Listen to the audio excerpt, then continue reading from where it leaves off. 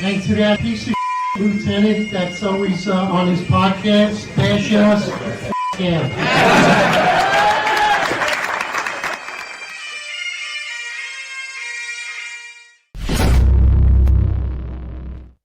Attention to roll call. That's right. Good morning, everybody. 8:05 live Eastern time. And, of course, for me, 49th state of Alaska. John, Marlon, good morning. Long weekend. It's good to be back. Here we go. Let's talk about things we're not supposed to talk about or even think about, right? So what are your thoughts on the MAGA fallout? It seems like there's some infighting right now with MAGA. Does Epstein exist? Is this whole thing real? What is going on? John, thoughts? Yeah, Epstein, baby. The MAGA fallout over Epstein. So, you know, obviously these people, the MAGA camp campaigned on Jeffrey Epstein. We were going to get to know Jeffrey Epstein. Two guys in particular built their career around Jeffrey Epstein, Dan Bongino, Cash Patel. Trump even alluded to it. Benny Johnson, Donald Trump Jr. on the campaign stage was talking about it. We'll bring you some videos. We'll bring you all that stuff. And now we're being told there is no client list. Jeffrey Epstein didn't kill himself, and move on. Nobody cares about it. Nobody cares about Jeffrey Epstein, but it appears that a lot of people do care about Jeffrey Epstein. And we'll get into that. And honestly, I think that they should. I think they should. Again, you know, people are like, oh, you want Trump to be a king when he was running. I was like, I don't want anybody to be my king. I'd just rather hold Trump accountable than hold some guy with dementia accountable. You know, I was like, so, and then, or some girl who's like not even around. She doesn't even know what's going on. I'd rather hold Trump accountable to the people. I think that, you know, I think too many people today have idols and they put, you know, Donald Trump as their golden calf. And God forbid you criticize something that him or anyone in his administration did. They're doing it with Dan Bongino. They're doing it with Cash Patel. Some people are doing it with Pam Bondi. And to me, it's insane. It's like, you know what? They said this and now they're doing this. And we're asking what the hell's going on. And you're butthurt about it. You're defending them. I'm part of the Bongino army. I trust Dan totally. You don't even know Dan. What the hell are you talking about? You trust Dan totally. You listened to his show and where he told you were going to get the files. You were going to get this. Oh, my sources said, I heard this. And now all of a sudden he's there and he's like, yeah, no, I don't know. And he has a completely different demeanor than what he did when he was on his show. Like completely huge 180. I don't even know who the dude is right now. Yeah, good morning, everyone. Morning, chat. Hope everyone had a great weekend. It's a really muggy day right now in New York. So this is the importance of self-reliance and not idolizing politicians and waiting on them to come and fix your situation or fix your life. Yeah, because they all disappoint. You know, I remember back when I was a Democrat. And I voted for Obama. This is when I was still in the Matrix. You know, I voted for Obama twice. The first time I'm like, oh, all right, America's gonna be really different now. You know, we've finally gotten rid of all those problems we had in the past, all the nonsense. We're gonna be productive now. And how did that work out? You know, so again, the importance of self-reliance. But This episode could either be about MAGA fallout or how to lose the people in a 1,000 words, you know, and how to lose the midterms in 1,000 words, because that Trump put out a statement on Truth Social and on the other social media networks, and it was a big WTF moment, you know, and a kind of a gut punch for all of us who voted for him and voted for the return of truth in the White House, you know. So I think we'll have a great discussion today, and there's certainly a lot to talk about with this going on. Well, I think that's a good point. We're talking about you should be critical of your politicians. The politicians are supposed to serve the people. We're not supposed to serve the egos of the politicians. At no point did anyone in this finest unfiltered family portray Trump and idolize him as some type of king. actually were extremely critical of Trump and his policies, which is what you're supposed to do. That doesn't mean you can't vote for him. We voted for him overall in leadership and timing. Trump was the man for the job. But that doesn't mean that we're going to negate from our responsibilities. And our responsibilities in the public is to be critical of our politicians and hold them accountable through through every step and every course of the way in leadership. Otherwise, we'll have extreme failure. And you're right, Marlon. I think that it's important to note that there should not be too much reliance on government. The least amount of government or intervention in your life is really what you want. You should lead your own life without government intervention. So when we talk about this whole MAGA fallout, excuse me, I think it's quite interesting. I'm starting to ask myself, is there a shift in allegiances and alliances within the MAGA movement, particularly surrounded by Pam Bondi, right? Because even we were saying here just minutes before offline, supposedly there was some type of public fallout with Pam Bondi and Dan Bongino. And was it really a public fallout? That's what was reported. But Trump has been, his tweets and some things he's saying is very favorable to Pam Bondi. So you have to ask himself, when it comes to alliances and allegiances on the inside, are his allegiances, it seems that they're more towards Pam Bondi, and Pam Bondi's the one that's saying this client list doesn't exist. Yet February 2025, she said it was sitting on her desk. So the bottom line is this: trust and credibility in key figures in our country has been lost. That's a major problem. And John, I think you made a great point. Who is Dan Bongino? How are people saying you trust this guy? You don't know him. Is he a journalist? No, he's an entertainer. He's an entertainer on his podcast. Why would you put full faith? And the bottom line is, if you look at this right now, someone is lying. This is an outright lie. I mean, other than that, I've heard some conspiracy theories that Epstein doesn't even exist. I mean, people want you just to forget this whole entire thing. The bottom line is, there is a complete lie here. And you should say to yourself, wow, you can't trust any of these politicians. This is a bigger picture. It's not just this. But again, Kash Patel is your FBI director. Dan Bongino is your deputy director. These are two key figures that you should trust, and we can't. Yeah, I think the bigger problem here is that what got exposed in this administration particularly is that wokeism isn't just exclusive to the left.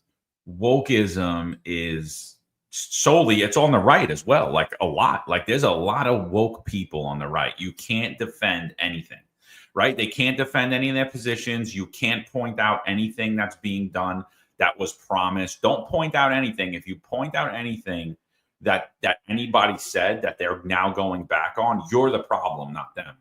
So I had put out just like an informational post about Dan Bongino. I was looking at him because prior to him announcing that, well, not even him announcing, but the media announcing that he's possibly going to resign. He's going to take his ball and go home because he looked horrible over the last 2 weeks and all his supporters are blasting him. I just looked up his bio from the FBI and I put out the information that I got. I noted how long he did with the NYPD. He did about 1.5 years to a year. That's not a knock on anybody. It's just the fact. It's a bio. And I actually put like a nice song, I thought, with it, which was like basically saying kind of along the lines, it's like, you could be anything you want to be. Like, here's this guy who only served 1.5 years in the NYPD, served, I think, 13 years in the Secret Service. And then he rises to the top of the media food chain, and then he becomes an assistant director of the FBI. I thought it was like a pretty good NYPD history, which I often post about a lot. I post at least a few times a month. I post some like NYPD history stuff that I didn't know. I think he's probably one of the most famous people to ever have served in the NYPD. And the amount of messaging I got back, the amount of nasty text messages I got, he was the real police. Unlike you. I'm like, oh, yeah, okay. So he had 1 year on the job in the 7.5 and 97. He was the real player. I get it. What's your point? I'm like, I don't have a point. Like, it's his bio. There is no point to it.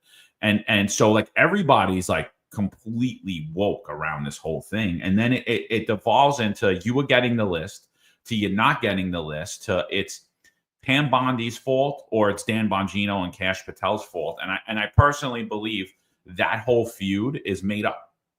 It's completely made up. And I gotta say, like from what I see that Pam Bondi's being thrown under the bus. I don't even care what Trump says. I don't believe it. Because when I look at all the social media influences out there, all the MAGA influences, the paid MAGA influences, and when I looked at Turning Point USA's last event, they were all just taking pop shots at Pam Bondi and blaming her for the handling of it. And they were basically saying that she caused a public relations mess that Dan Bongino and Kash Patel have to deal with, while ignoring the fact that Kash Patel and Dan Bongino were the ones who were pushing this narrative and keeping the Epstein list alive for the last 4 years. So I don't understand how it's totally Pam Bondi's fault. I'm not a Pam Bondi fan, by the way. But if I see a fall guy in here, it's Pam Bondi. Yeah.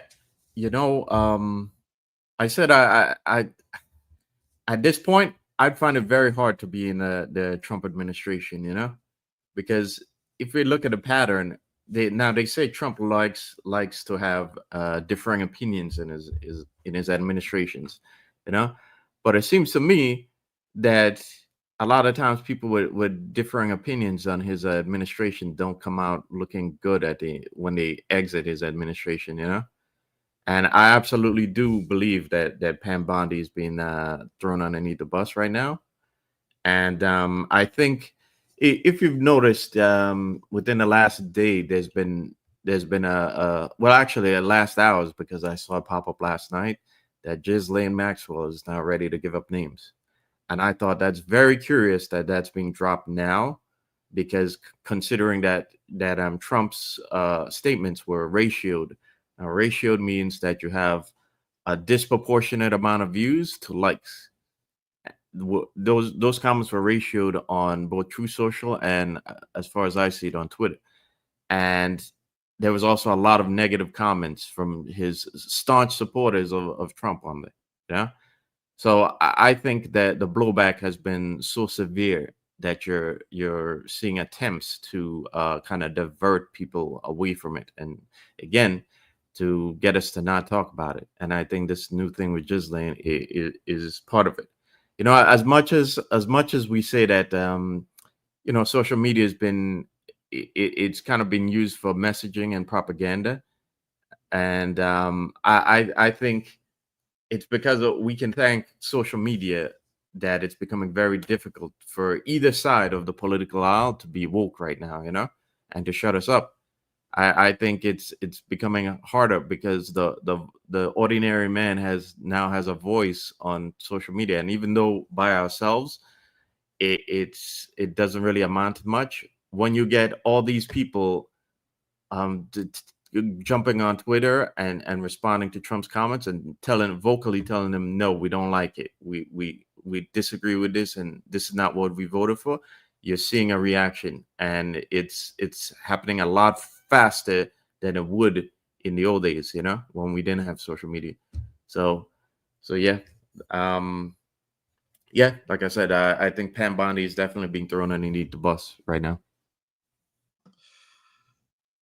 Yeah, that's why I say at this point, is it actually a fallout or is it a big show? Because to me, it gives the appearance, when people go through a divorce, both sides, usually the lawyers know each other. They all work together. They go out together on the weekends. They're all friends. They work in the same courtroom for years. But when there's an actual divorce case, they pretend that they're fighting. They pretend that they argue with each other. I'm sure when they go in the back room, they probably laugh about about Friday night, about the weekend, or how's your family doing? But then they pretend that they're actually arguing with each other. That's why I said, is there actually a fallout? Or is it just a public show between Pam Bondi and Dan Bongino? Because from what I see, especially on Truth Social, it looks like Trump is defending and standing up for Pam Bondi, saying everyone's coming after her. That's why I said, is there a shift with alliances or allegiances behind closed doors, or is it just a show? And Trump is saying this is all a distraction, what's going on with Epstein. This is a distraction from real pressing issues. So I think this whole conundrum could be just a complete show just to distract you and say, you know what, we're tired of listening to this and let's get back to real pressing issues so that people take their eyes off of this. So, I mean, that's what it could be at this point. But to me, it looks like a big, giant show. And the bottom line is, and this is what we've been alluding to, is we've all have been lied to. And that's the problem. We should all be sitting here saying, wow, who can you trust? Should we trust our politicians? Not necessarily. There are people just like you who put their pants on every day, and you have to decipher if you agree with what they're doing or not and hold them accountable. And again, that doesn't mean, for some reason, I don't know why, people feel if you wear a MAGA hat or if you vote for MAGA, that you're a Trump enthusiast, you're obsessed with Trump. I don't understand that. What is wrong with just wanting America to be great? That has nothing to do with Trump being some type of messiah. You should support Trump. He's the president, but you should be analytical and be critical at the same time. And that's why this is Defiance Unfiltered. And we talk about things that shouldn't be spoken about or people are afraid to speak about. We should be speaking about what we feel is true and hold people accountable. Yeah, no, I mean, I think that's a fair point. Like, like people say, you're not MAGA, I'm MAGA, right? Like, it's like you own something. Or Donald Trump's like, there is no MAGA without me. I mean, that's not true, bro. I remember height of 2020, a lot of black cops were telling me, I support Black Lives Matter, the statement. I don't support the organization. And I was like, I respect that. You know what I mean? Like, but I was like, I personally believe all lives matter. And they were like, yeah, I believe that too. And I'm like, I respect that. You know what I mean? I think that Black Lives Matter. I think white lives matter. So, and I think making America great again is a good statement. It's a good path. Good friend listening to the podcast and, often contributor, Dan Romania. He says that he disagrees with Marlon, that he doesn't think that the fallout over Epstein will cause us to lose the midterms.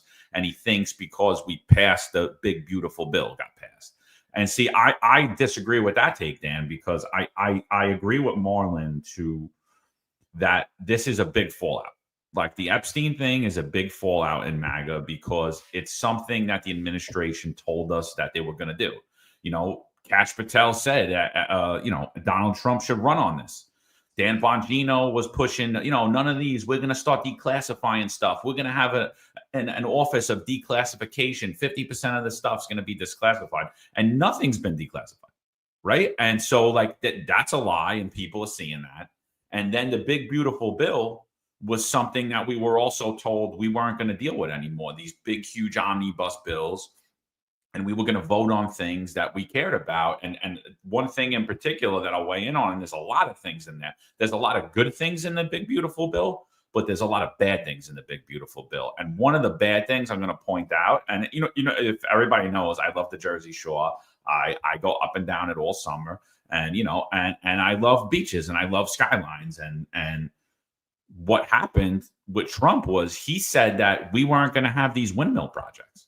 He was going to stop the windmills from coming in. Like they didn't give enough energy. We weren't going to have it. And what happened in the big, beautiful bill? They all got funded, all the projects. And so what I think is happening is, I think there is a big fallout in Republicans. And I think they believe there's a uniparty because I'm starting to feel like that too. I'm someone that always goes out and votes. So I'll vote. But your average person isn't a voter. I mean, and we could see that just by the numbers in voting. So when someone starts to feel like, you know what, it doesn't matter, my vote doesn't count anyway because they're all full of crap, it's going to have a large effect in the midterms because those elections that aren't national, like the presidential election or like a mayoral race, where you could actually even get people out, and even that, you're still only getting 10%. So if you lose that 3, 4 to 5% of people that traditionally don't come out and they only come out during those larger races, when it comes out in the midterms, they ain't coming out to vote, bro, because they're going to say, it doesn't matter. I'm sick of this garbage. And I think a lot of that's going to happen in the Republican base. And I do think that we're going to lose the midterms. And I do think that Donald Trump on day one, they're going to seek to impeach him. And I think they're going to seek to impeach him over the Eric Adams debacle. And they're going to point to numerous quid pro quos that happened, not only with the dropping of his charges, but with backroom deals when it comes to hotels, when it comes to contracts, when it comes to a bunch of other things. And honestly, he's got no one to blame but the people he surrounded with himself and the decision he made. And that's, I hope I'm wrong, but that's what I see. Yeah, I think John is spot on this. So Dan, here's the thing, Dan. I'm gonna agree with you. Bet you didn't think that, though. You didn't think I was gonna agree with you. Here's how I agree with you, right? The big beautiful bill and Trump potentially lowering rates because he wants to get rid of Jerome Powell right now, right? If he lowers the interest rates to 2s or very low, there's going to be enough cheap money around where a lot of people are going to forget about what's happening now. So you are right to an extent. Okay. People tend to forget about politics when their lives are things are going so well in the economy. They have a job, they have money in their pocket. They tend to forget about politics, even though the things that might be happening are detrimental long-term to them. People tend to, look inward or look at their personal lives and see if it's, how well they're doing. But I just like to also point out that MAGA, Make America Great Again, is a phrase that came out of actually Ronald Reagan, because Ronald Reagan used that in the 1980s, well before Donald Trump did. So for Trump to say that he is MAGA and that there's no MAGA without him is incorrect. Right. But I think one of the problems is, Trump has made it his brand, making America great again and bringing back honesty to the White House. Right. He's made it his brand. He's said numerous times on the campaign trail that, he was going to reveal all these things. And remember what he said about draining the swamp. Remember that. Right. So when you see Trump coming in there and kind of protecting the swamp, as is the case with this, it's very disheartening. And the thing is, even though most of the people here, we live in the coastal cities, the coastal areas, right? Problem is, the people in the flyover states, and the people in places like the Rust Belt, those people don't pay attention to politics as much as we are. Those people are already disheartened with the way things are because it doesn't matter which politician is in the White House. Their lives have been, their communities, their towns have been terrible for like decades now. And if you watch some of the videos on YouTube about places like deep in West Virginia or the Rust Belt, places that have literally lost industry and have been abandoned, these people don't care about the politicians, And these are people who Trump gave them a little hope, and by doing things like this, they're gonna automatically think, oh, this is another guy who made some promises. He's not gonna deliver. Nothing's gonna happen to us. You think those people are gonna show up? No, they're not. They're not. So, I think the problem is Trump. It's making America great again means bringing back honesty to the White House, and Trump isn't doing that right now. So there are a lot of people that are going to lose faith, that are indeed going to lose faith in him and the Republican Party, and going to say, well, I voted for him, nothing happened, so why am I even bothering to show up again in the midterms? So I think it's going to be a problem. No, I think you brought up some great points. I mean, Steve Bannon said it himself. He said with this whole MAGA fallout, they could lose like 40 seats because this. So this is when we talk about the Epstein case itself, some may believe it's some type of isolated thing, but this is a bigger picture, and it comes down to the trust and credibility of this entire administration. And you're right, Marlon, history repeats itself. The Reagan administration did start MAGA. And if we look at the Reagan era, a lot of it actually it mirrors what's happening right now, right? The best prediction of the future is what happened in the past. And I agree, John, I agree with you wholeheartedly. That's exactly what I was alluding to. And you said it very well. MAGA is not something that people own. The left and the right should be MAGA. What is wrong with wanting to make America great again? It shouldn't be something that the right owns. We're MAGA, you're not. the whole idea behind MAGA was exactly what you said, Marlon, was drain the swamp. Let's go back to common sense. Let's do things for America that makes sense. And unfortunately, this brings us back and tails us back, because in order to move forward, to drain the swamp, we have to have trust and credibility in our politicians, particularly in our administration. And unfortunately, this puts us in a predicament where we say, I don't know. Should I trust what's happening? Should I trust the appointments? Should I trust the decisions they're making? Should I trust when it comes time to vote again? This is a much bigger picture. And, I see some of the comments, you may be disappointed, Trump let you down. That's not what we're saying here right now, but you have to be critical and you have to analyze along the way and the course of your politicians and hold them accountable. Just as you would if you were working for an agency or organization in employment, you would evaluate the people working for you. You should evaluate your politicians, because the politicians are supposed to be working for you also. And we're evaluating, and we should have critical analysis, because that's how we hold them accountable. If we didn't, then that's how they would go off the rails. So it's actually, you're doing injustice if you're being timid to hold your politicians accountable, even if you voted for them. If you voted for them, you should hold them even more accountable, because you're saying that this person supports my values and my ideology. Yeah, I mean, if people are saying, "Oh, you guys regretted voting for Trump," no, I mean, I don't. I'm not speaking for you guys, but I don't. I mean, I made the most informed decision I can make, and the decision I came up with was that Donald Trump was in my best interest. It wasn't Kamala Harris, and I don't regret doing that for a second. That was the infamy. And even looking backwards, I still vote for Trump. Like, I don't vote for Kamala Harris. So, but again, like I said, I think that it's important, it's imperative that citizens hold politicians accountable so that they stay true to what they said. But to me, like the last point on Epstein with me is this, right? The administration is saying, who cares about that guy? And nobody. I don't care about Jeffrey Epstein. I don't care about some pedophile loser. I care about that you told me that there was a global sex trafficking ring, and that there were many elites involved in it. And I care about these poor innocent kids.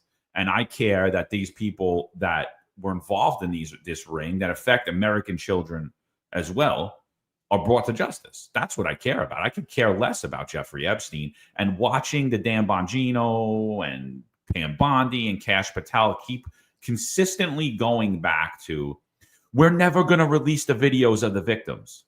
Who the hell's asking you to release the video of the victims? I never asked for that. I don't hear anybody online asking for that. Nobody's asking for that. They're asking for you to do what you said you were going to do. You said you were going to release the Epstein list. And now we're being told, oh, maybe there is no Epstein list. Like, well, so did you lie then, or are you lying now? And honestly, the whole little move with Dan Bongino's going to leave, it's Dan or Pam. If Dan Bongino leaves, it just shows right then and there that he's a phony. He's this is Dan. I'm going to take my ball and go home. Nobody likes me anymore. I just ruined my whole reputation. Well, whose fault is that? Whose fault is that, Dan? Either you were lying then, or you're lying now. And Donald Trump had put a statement out, I think Leading Report put out on X, that he said, a lot of people could get hurt if those files, a lot of innocent people could get hurt if those files come out. I don't care. I don't know what that means. Explain that better, because it doesn't sound like they're innocent to me. You know what I mean? And so, like, he's basically, the messaging is really off here, and they're saying the things don't exist at the same time saying, well, if we release them, then a lot of innocent people are going to get hurt, by therefore telling you they're lying right to your face. So it's a really bad look, and I honestly think it's I think it's really the blowback is going to come from the Republicans, where you're going to see them not come out and vote, or they're going to start to vote for independent candidates. There's going to be a real pushback away from the Republican Party and away from Donald Trump and his administration. And you clearly see it on, like his hardcore supporters are going with him. A bunch of grifters are remaining in line, but most people are saying, I'm not happy with what I'm seeing. And I'm one of them. Yeah. Absolutely. I think You know, in a lot of ways, like I voted for Trump because I thought Trump would be a kind of a return of Reagan, you know, a Reagan era America. Now, don't get me wrong, we know there was a lot of shady things going on in the background in the 80s, but like as a America as a brand, when I voted for Trump, I was hoping to return the brand to like the brand of the 1980s, you know, where America was again like the shining city on the hill, you know. And when I see, you know, when I see Trump asking us to forget this, we can't, because this crime, it ruins the brand, you know. It doesn't make people feel proud to wave that American flag around, you know. If we have you know, if where the state, the government is entwined with these traffickers and doing like the most egregious things you could think about, you know, it's not good for the brand. And I think Trump has a problem right now because people aren't going to forget, you know, people aren't going to forget. And he's going to have to make, like, I remember saying this a while ago, that he's going to have to make a choice, you know, and that choice is you either protect those people or you make America great again. You can't do both of them at the same time. Okay. So he's going to have to make a choice. And I'm sorry, it's going to be a tough choice. It may alienate him from a lot of these elites, but that's you said that making America great again was your brand. Okay. And that's what you were going to do. So you're going to have to do it. You're going to have to make that choice. So let's hope he does. And this is far from over, you know, judging by all the negative responses that people are making it. This is far from over. So I think the bottom line is this: on this network, we're not carrying the water for any party, right? We're being critical, as we should. And I think when it comes to this entire Epstein files, or any critical analysis that we should have on this administration, I don't think it matters if it's left or right. We should expect accountability, and we should expect transparency. And I think especially what is different now, the microscope is much more narrowed as we speak in comparison to the 80s. And that's because of social media. And that's because our politicians are far more tangible than they were in the 80s because of social media, because of the reach right now. You could actually engage your politicians on X. You can engage them on social media. So they're far more tangible than they used to be before. So I think this is the age of transparency. So especially now, we expect things immediate. We want immediate response because we have the ability to do it now and the capability in comparison to the 80s. And we have the ability to confront our politicians in a manner much more than before. So let's make America great again, but let's do it in the transparency era. And this to me, this is a setback because the left and the right at this point, we're asking questions, saying, what is really going on here? And I think, John, that's a great point. If Dan Bongino runs for the hills right now, escapes, you have to be asking yourself, who is this guy? You know, who was this guy and who was he now? I mean, and really, he has to ask himself those questions. You know, it does say a lot. And listen, I voted for Trump, and that doesn't mean I believe he's the Messiah. I think overall, I think he's the man for the job now. A lot of it, when it comes to politicians, I believe is timing. It's their experience, and it's the apparatus of what you're dealing with, right? Would Trump be the right president during a different time? Maybe, maybe not. But during this time, overall. But I think this goes back to his Achilles heel, and that was his first time as president. Into his second term is who he surrounds himself with, and that's a problem, you know. And that's where I believe that's his Achilles heel, is who his appointees are, and I think that's where his leadership fails.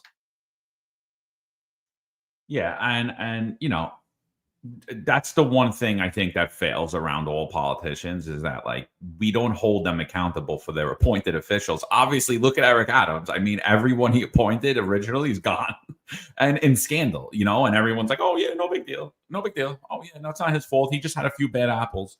He was too close to friends. It's like, no, he has horrible management skills. he's he's not even a novice at management. He's horrible at it, and this, I think the same thing with Trump. I think a lot of his appointments, people raised their eyebrows at. I know I did.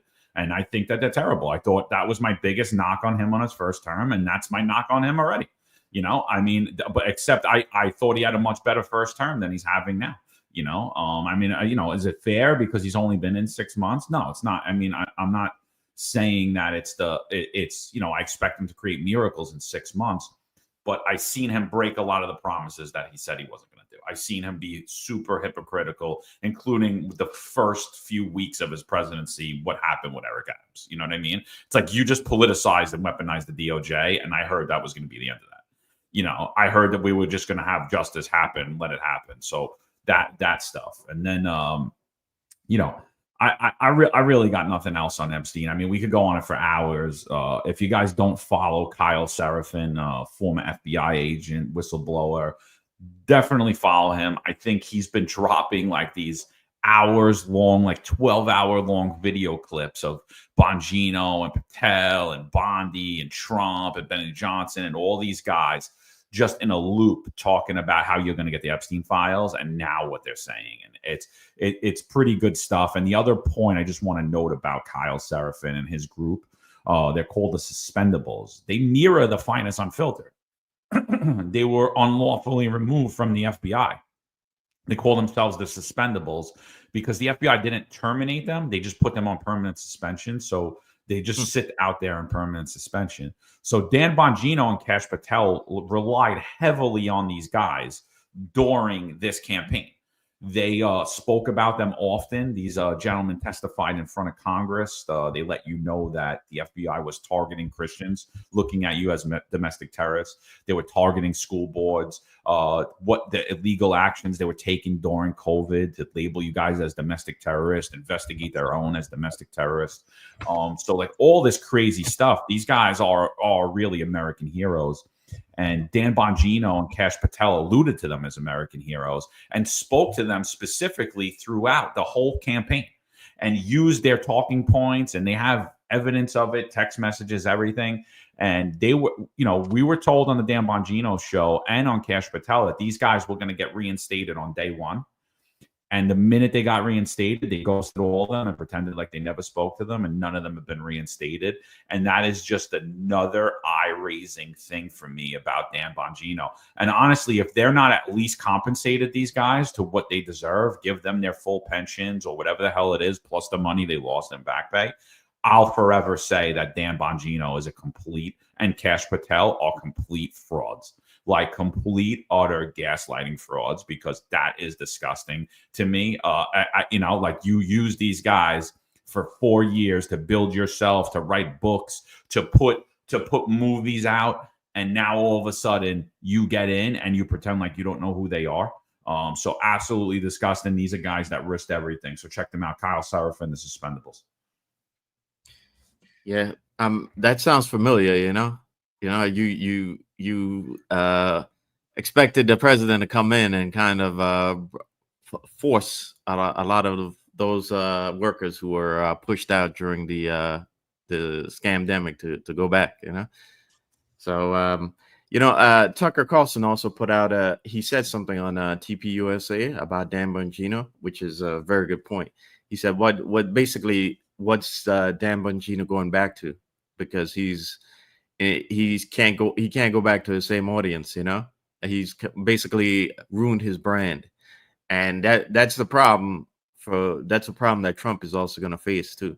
You're either going to have to do what you said you promised last time and make it happen this time, or your brand is going to be ruined when you go back. Okay, so Tucker Carlson said Dan Bongino, he made all these statements prior to getting in there, and he got in and he's not doing anything about it. So he can't go back to media. And what are you going to go back and say? You had your chance to right those wrongs, and what did you do? Nothing. So you're going to lose your audience. You know what? These are great points. And what it comes down to is there's no loyalty. There's no loyalty when it comes to money and politics, there's no loyalty. And we see that right now. And you said it, John, it's so true. What these guys had faced, what you faced in this movement of unvaccinated workers, it's insane. It really is. There's just absolutely no loyalty. And that's why I had put out a video the other day and, just kind of making fun of the whole thing, but it's so true. It's like, who's the dummy of the day? And I said, Terrell Anderson for the NYPD, you're the dummy of the day because you believed that these guys were going to support you. There's no loyalty. So who's going to support and back the unvaccinated? Who's going to help out those that were targeted by an overzealous civilian complaint review board? Who's going to support those that lost their job because of their political associations? Nobody. Now you're asking who's going to support me. Nobody cares until it comes back to them. And that's the reality. There's no loyalty, and it's sad. And you're right, Marlon. Where does Dan Bongino go back to? Because Tucker knows it, right? When he left his bigwig job, he was able to go back to it. But Dan Bongino, he's totally boxed in. He can't go back to that audience. That was the audience that he promised, right? To unveil, right, this big conspiracy. And poof, they're like, man, who was that guy? Who was that guy that gave us that whole song and dance? And it's over. Yeah. So Tucker has improved his brand since he left big media. He's become kind of like the people's reporter, and that's improved your brand. But you can't go from being that to now just being the establishment guy and being the mouthpiece and protecting the swamp, and then think you're gonna go back to independent media. It doesn't work. No. Yeah, but before we get on the next topic, just real quick, have you guys noticed the shift in major media attacking Tucker Carlson for speaking out on the issues and going after him, saying he's an anti-Semite, he's a pro-jihadist? I think that's insane, man. Listen, I don't agree with a lot of Tucker's takes on things. I think he's smug, but I do appreciate the topics he discusses on. I've definitely been critical of him. But to go after him because he sat down with the prime minister of Iran, what's wrong with that? Why can't he do that? I think the thing is he's pushing a lot of narratives that people don't want out there, and he's talking about a lot of things and a lot of topics that people don't want out there, and they're really starting to target him. And I think I agree with you. He improved his brand, but I think his brand's about to take a big hit. And I think because people are so woke today, it's that whatever's being told and spun in major media about someone, that's the truth. It doesn't matter the facts. The truth is whatever the major media news networks tell you. So I do agree with you though. I think he improved his brand. I don't think Bongino had a brand. Like I said, I think he was totally gaslighting everybody, and or he's completely full of crap now. But whatever it is, how does he come out of this? Because I just don't see it. I mean, if he was on air right now, he would be ripping and railing that the FBI needs to be dismantled. Same for Kash Patel. They would be writing books about this. So I mean, and I don't think anyone would disagree with that. If this administration didn't get in, they'd still be talking about Epstein today. How the FBI director has it, right? That's what Kash Patel told you. The FBI director had the client list, and now he's playing dumb. He's like, I don't know. And now everyone's trying to blame it on Pam Bondi. So yeah, I just before we move on, what do you guys think about Tucker Carlson having these open discussions and just talking about things that aren't friendly? Well, I think that's why. Don't get me wrong. He has kind of that snark attitude, comes off smug. And I think the reason why he comes off smug is because he pulls people's cards, especially when he sat down, he had the interview with Ted Cruz. He pulled his card and he showed how he showed in that interview how Ted Cruz was either he put Ted Cruz into a situation where either you find him completely negligent and he's an idiot, and we know he's not because he's extremely intelligent, or he's just downright lying and downplaying of what he knows and what's the real purpose and the motivation behind the attacks in Iran. And I think that's why he comes off smug, because he pulls people's cards. He's super intelligent and he knows the issues. Is he spot on every issue? No, but he's pretty damn close. I mean, and I think that he does a great job of putting people in positions where they're boxing to make a decision. Am I going to look like an idiot, or do I have to just try to sidestep this and try to snake my way out of it? And that's what happened with the Ted Cruz interview. That's why that interview was so powerful. I mean, Marlon says Ted Cruz is a counterfeit. Yeah. You watched that interview, if you did, and you left there saying, wow, this guy has to be lying because he's not a dummy. He's super intelligent. And that's what he did. He exposed him and put him in a position where you have to make that decision. And that's why he comes up snark and smug. Is he smug? Yeah. He's smug because he can be. Yeah, I'm actually going to say that, I think what's happening now is people might be even more sympathetic to Tucker and become even more open to his criticism and his comments. And I say that because the more the administration the more they go back on the promises they made, right? The more they try to cover up for that certain billionaire who has an island in the Caribbean, that we're talking about today. The more they try to cover up for him, the more people are starting to see. It's like you're forcing them to kind of break out the matrix, and because people keep seeing how ridiculous the attempts are to not get to the truth here. So I actually think their attempts at hurting Tucker won't work, and it won't work because they're being very one-sided on their approach right now. And additionally, I think those promises, again, it's not only that billionaire who has an island in Caribbean, but it's the continuing wars in the what's been going on in Iran. And recently, as of yesterday, Trump said he's sending Patriot missiles to Ukraine. So that's a massive escalation of the war over there. And again, we all voted for there to be no more war, no more sending missiles to Ukraine, because that's a mess. We all voted for no more wars, and that's not what we're getting right now. And so again, the more the administration breaks their promises, it's the more people become open to the arguments and the criticism, because they see how blatant and how ridiculous things are right now. Yeah, so let's move on. Let's go over to the Eric Adams interview with Pat Bet David.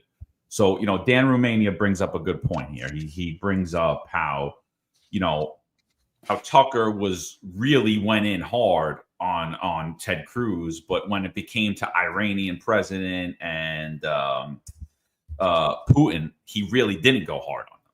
And I think that's a great point to highlight. And I think the thing is, like, we're going to beat up Pat Bet David a little bit here. And I think it's well deserved. But I also think that Pat Bet David isn't well tuned in on every issue. Every issue has a lot of nuance to it, right? So when we talk about crime overall in New York City, most people could have that conversation, right? I think a lot of people, everybody could have the conversation, but what's the conversation you're having? And do you really understand what you're being told? And I got to say, when I listen to the crime portion, and we'll play it, we'll go through a bunch of different video clips, and I'll actually bring up the whole show. But when I listen to that portion in particular, when them talk about crime, I'm like, I don't know that this is Pat Bet David giving him a ground ball, but he's giving him a ground ball and he's not giving him any pushback. But I also think at the same time, I don't think Pat David understands the crime reporting in New York City the way I understand it, the way Marlon understands it, the way Eric understands it. I think most cops don't understand it the way that we do. We're very nuanced in our approach to how they're talking about crime reporting, what he's telling him, his responses to Pat Bet David. So I think not every interview is a great interview because you're not honed in on the issues, really. Like, you don't know, you might know them. You might know surface level what they are, but you don't know the minutia details. And I don't know if that's true at all for the Pat Bet David or not. And I don't know if it's true for Tucker when he was talking to Putin or Iranian president. I don't know. but I do know that interview in particular, the Eric Adams interview, I watched it last night and I was like, we often refer to interviews as ground ball or softball. I'm saying this is T-ball. Like it didn't look real. It didn't sound real. I didn't even think, like, not knowing the minutia of something, I just thought the questions were awful. I don't know if Pat Bet David was off his game or that was a propaganda stance. Those are just my initial thoughts on it. We'll bring up some videos. What'd you guys think about it? Great point. I thought that it's funny you call it T-ball. I thought to myself, it was almost like even like if you were playing baseball, he handed him the ball. I didn't think that I didn't even think to call it T-ball. It's kind of funny. But I didn't think that anything was centric around Eric Adams' policies or Eric Adams' failures or Eric Adams' solutions. It was completely based on, let's talk about Mamdani. Let's talk about Trump's legal battles. They talked about everything that was surrounded by Eric Adams, but never really spoke about Eric Adams. And he let him off easy, especially when it came to COVID, when it came to the Great Escape, residents leaving New York City. It was just, like you said, not even ground ball question. T-ball was almost like handing to it, but he never really pressed Eric Adams and asked Eric Adams, what are your policies? Let's talk about potential failures that you had. How are you going to resolve them? Well, going forward, what are your solutions? That was the problem I had with this interview. None of it seemed to be based around Eric Adams, and this seemed about propaganda to slam Mamdani, slam Cuomo, and in that way to build up Eric Adams. Almost how we used to talk about Kamala Harris. Kamala Harris never talked about her policies. All she did was point at Trump. And that's what I felt by PBD, this podcast, that it was, let's look at Mamdani, let's look at Cuomo, and that will build up Eric Adams. And it almost, to me, it seemed like PBD was paid to kind of push Eric by not asking him anything about Eric Adams. Almost 4 years in office now. None of it. And he let him off easy, especially when it came to COVID. I was shocked. Eric Adams blamed everything on COVID. And that would have been a great opportunity for PBD to say, okay, I understand maybe there's some issues or some residual effects from COVID, but you have been the mayor for the past 4 years. And he let him off the hook. That was insane. Yeah. I could agree with you, John, that he may not know everything, but he does have people around him that know plenty about New York, I mean, he knows Roger Stone. Roger Stone could have told him. But I'm talking just crime. I was just talking just crime and like some of the minutia of the COVID politics or his indictment. Like I totally agree with you. He has the ability to get everybody. I was just talking about, like, I don't think Roger Stone could talk about New York's NYPD crime and stuff the way we could. You know what I mean? Or Eric Adams' COVID policies the way that we could. That's all I meant. Yeah, and also, yeah, the Sal. You could have just called Sal and got pretty much an inside of the take on what's happening in New York. So also I'd like to point out that during the episode, I sent a super chat to him with that question to ask Eric Adams about like what he did to the cops, and there was no response on that. So I'm not gonna I can't excuse that interview. I think Patrick Bet David knows better, and that the interview was deliberately a softball interview to help further Eric Adams' re-election campaign. He not only fed him softballs, but he also helped him on a lot of those answers, like about the hemorrhaging of police. He then talks about, we go to Yankee Stadium all the time, and we see it. Like, what do you see? What do you see? Do you get out on the street? Because if you get out on the street, you could definitely see that things have declined with all the homeless people around. Yeah. So I think this is part of Eric Adams' tour to his re-election tour. And in that interview, Eric Adams also mentions that the next 4 months, he's taking his message straight to the people. And I think that's him alluding that he's going on various podcasts to talk about it. So I think that softball interview was deliberate. I just want to say before you go, and I think that's a great point, because I did notice in the interview that numerous times PBD would say, yeah, in that city, that it's supposed to be the greatest city. In that city, it's supposed to, the economics, like almost like pretending like he didn't even, like he's so far removed from New York City. I thought it was a little bit over the top, if you know what I mean, Marlon. Like it was like deliberate on purpose, where like, yeah, in that city, yeah, this goes on. Come on, you damn well. The New York Post is distributed, and the Daily News in the entire country. Everyone is in tune to New York politics. Everyone's in tune to New York economics, because it affects the entire country, especially somebody like PBD. Yeah. I know. Listen. The more you talk, Marlon, I gotta say, I definitely agree with you. I think you're right. So let's start to play some of the videos and talk about them. This is a clip out from Eric. That's why it looks like it's from 1980. And they just invented color on TV. But I think. But this is about. Let's play the clip and then talk about it. Let's play the clip first. A bunch of other places gained the money. Right. What happened the last 5 years that caused the business owners and the wealth to leave your state, and more importantly, your city, Well, New York City? when you think about what happened after COVID. After COVID, many people felt as though during COVID that they were being confined. They wanted to raise their children in an open atmosphere. They wanted to go somewhere where it was not that restricted. And then once they explored, once they went to travel to Florida, travel to Connecticut and other areas, they figured out that, life is a little bit more open. Life is, you get a better bang for your dollar in some of these municipalities. Like the cost of housing here is far different from New York. Now, that number is changing because New Yorkers have arrived and they raised the amount. Many people are saying, listen, we don't want you guys down here anymore. But the reality is that once people explored outside. A bunch of other places gained the money. Right. I mean, You're on mute, John. So when you listen to that right there, right? The assertion is that people didn't travel until COVID. COVID happened, and then people in New York City went traveling, which is the biggest falsehood ever, right? Because if you would have told me pre-COVID that I'd be living in Florida, I would have laughed in your face. And I've been to Florida numerous times. I used to go to Miami all the time when I was a kid.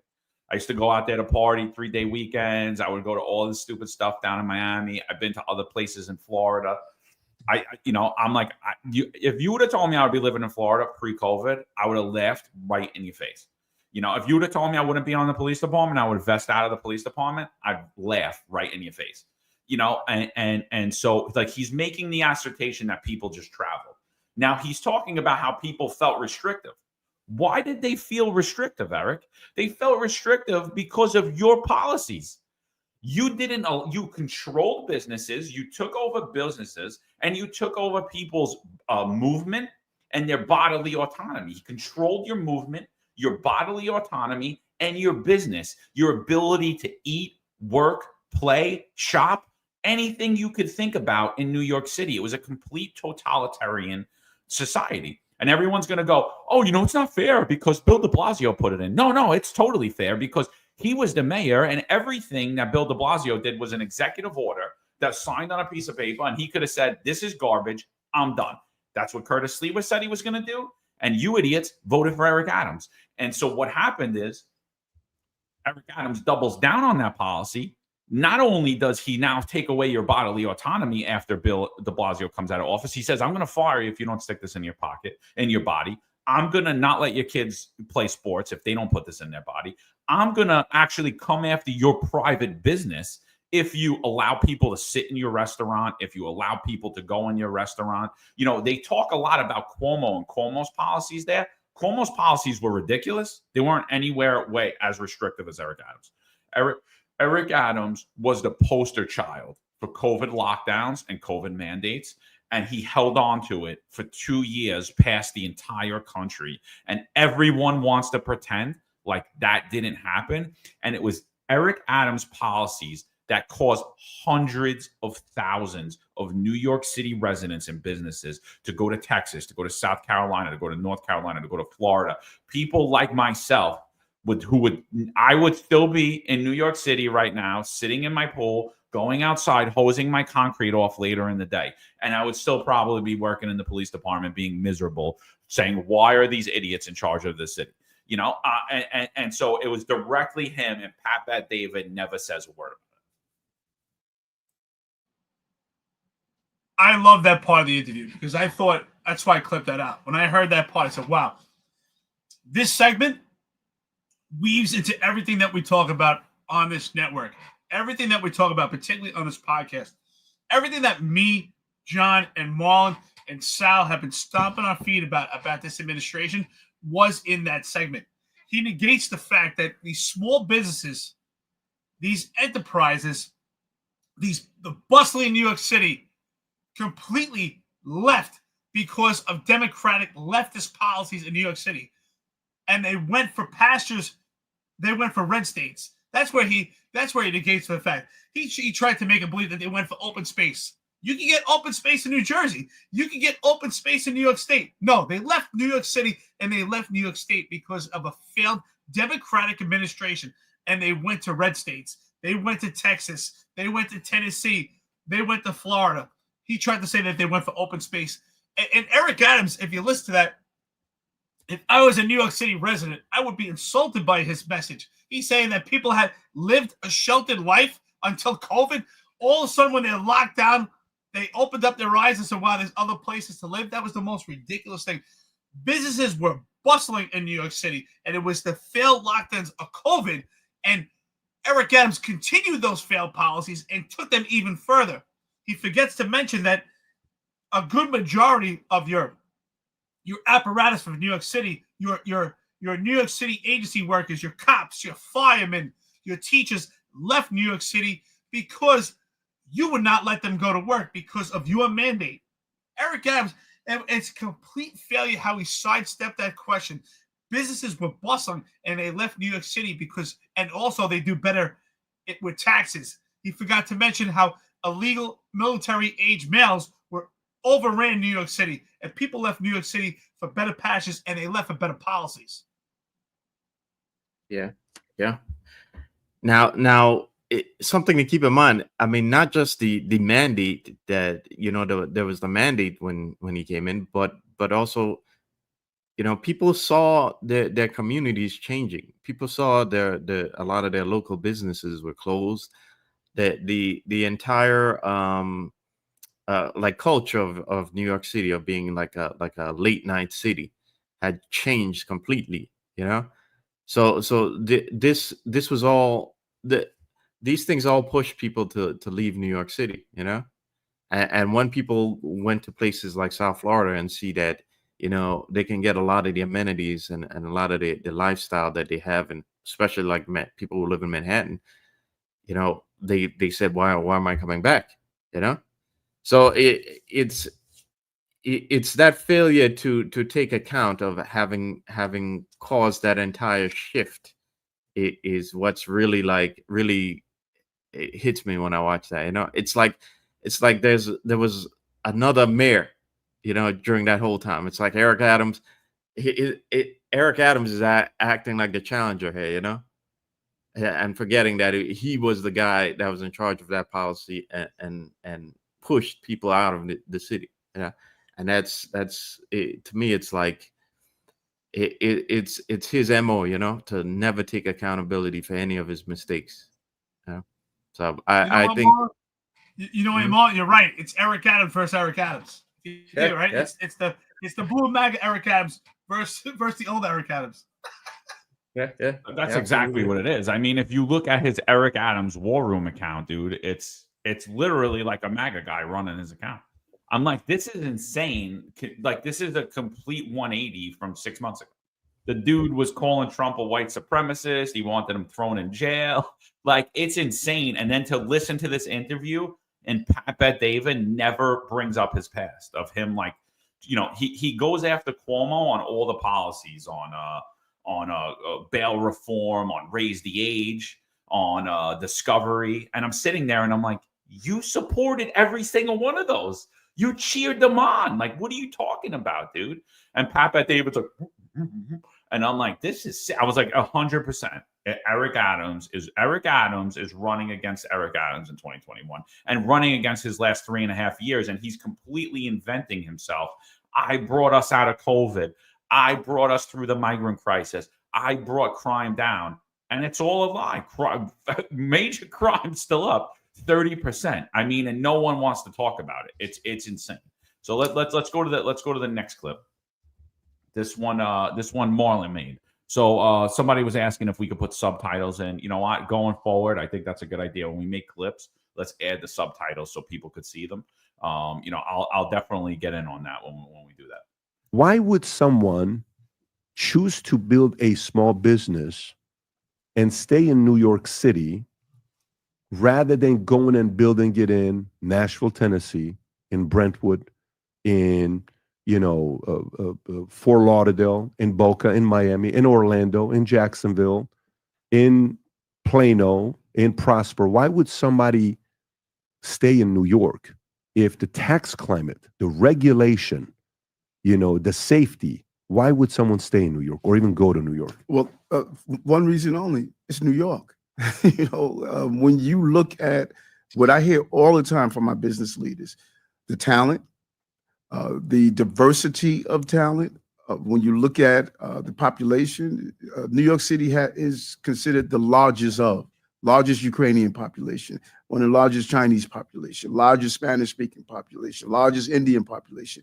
That diversity of culture also allows you the diversity of creativity. And what you find in New York, one of the best transportation systems to get anywhere in the city, your workers can get anywhere in the city on a small fraction of a cost. You don't need a vehicle. Outside in our outer boroughs, Bronx, Brooklyn, Queens, Staten Island, you can find at home this quality of the schools. Because whenever someone attracts their employees, there's two questions that they ask: how good are the schools? How safe is the community? So when you bring down crime and you have quality schools, you're able to attract that talent, and particularly young people. Their entire life is not sitting at an office desk. Matter of fact, many of them not. They want to have a nightlife. They want to have a place that they could engage and meet other young people in a very realistic way. So I think it has a lot to do with the attractiveness of the city and all that it happens that it has. So he basically has no idea why anybody should have a business in New York City, because it's diverse and because of our transportation system. That you're the mayor of New York City, dude? Like, I'm sorry, that is infuriating. It's infuriating that this guy is the mayor of New York City. It's absolutely disgusting. He doesn't know why people should do business in New York City. You don't know? You don't know? You just run the city? Oh, it's because it's a diverse population. Oh, okay. And that helps me how as a businessman?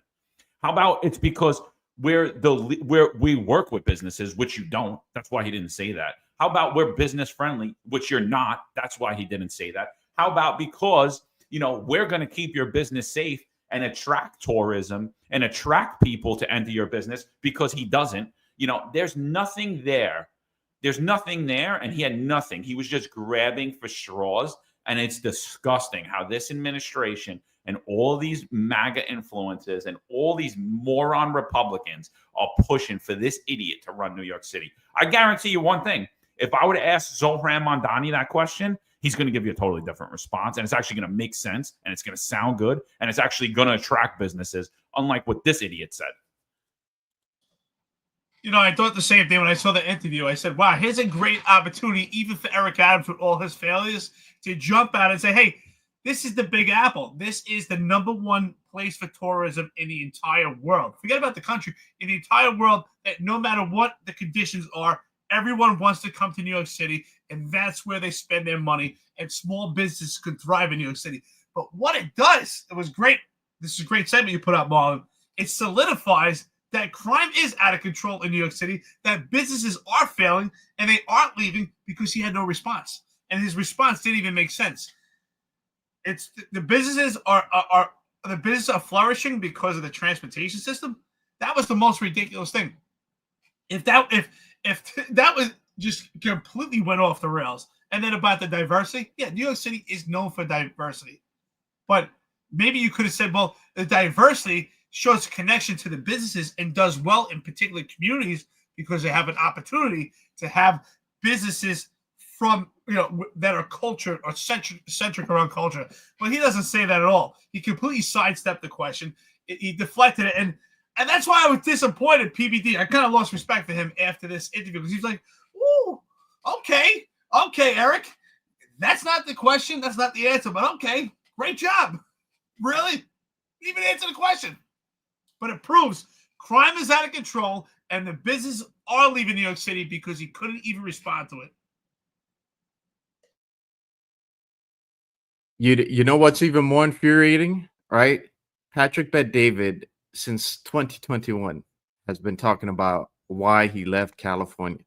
Remember, Patrick Bet-David and I think the majority of his co-hosts on that show, which I found curious that the co-hosts weren't there today, or guys like Vincent Oshana wasn't there, because Vinny would have definitely said something to Eric Adams because he's been very vocal about and very vocal about leaving about the policies in California, which again forced him and the rest of the cast out of California and into Florida.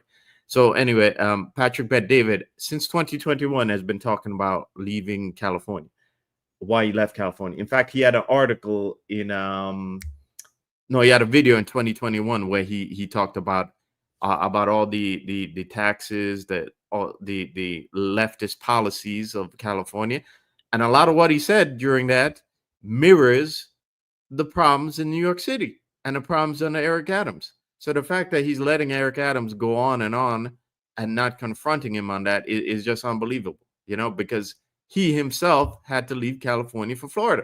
His story mirrors a lot of New Yorkers who have left New York City and have fled to Florida. So it's just infuriating that happened, and like all the MAGA influencers who are telling us now that Eric Adams is going to save New York City. I ask you, are you paying attention?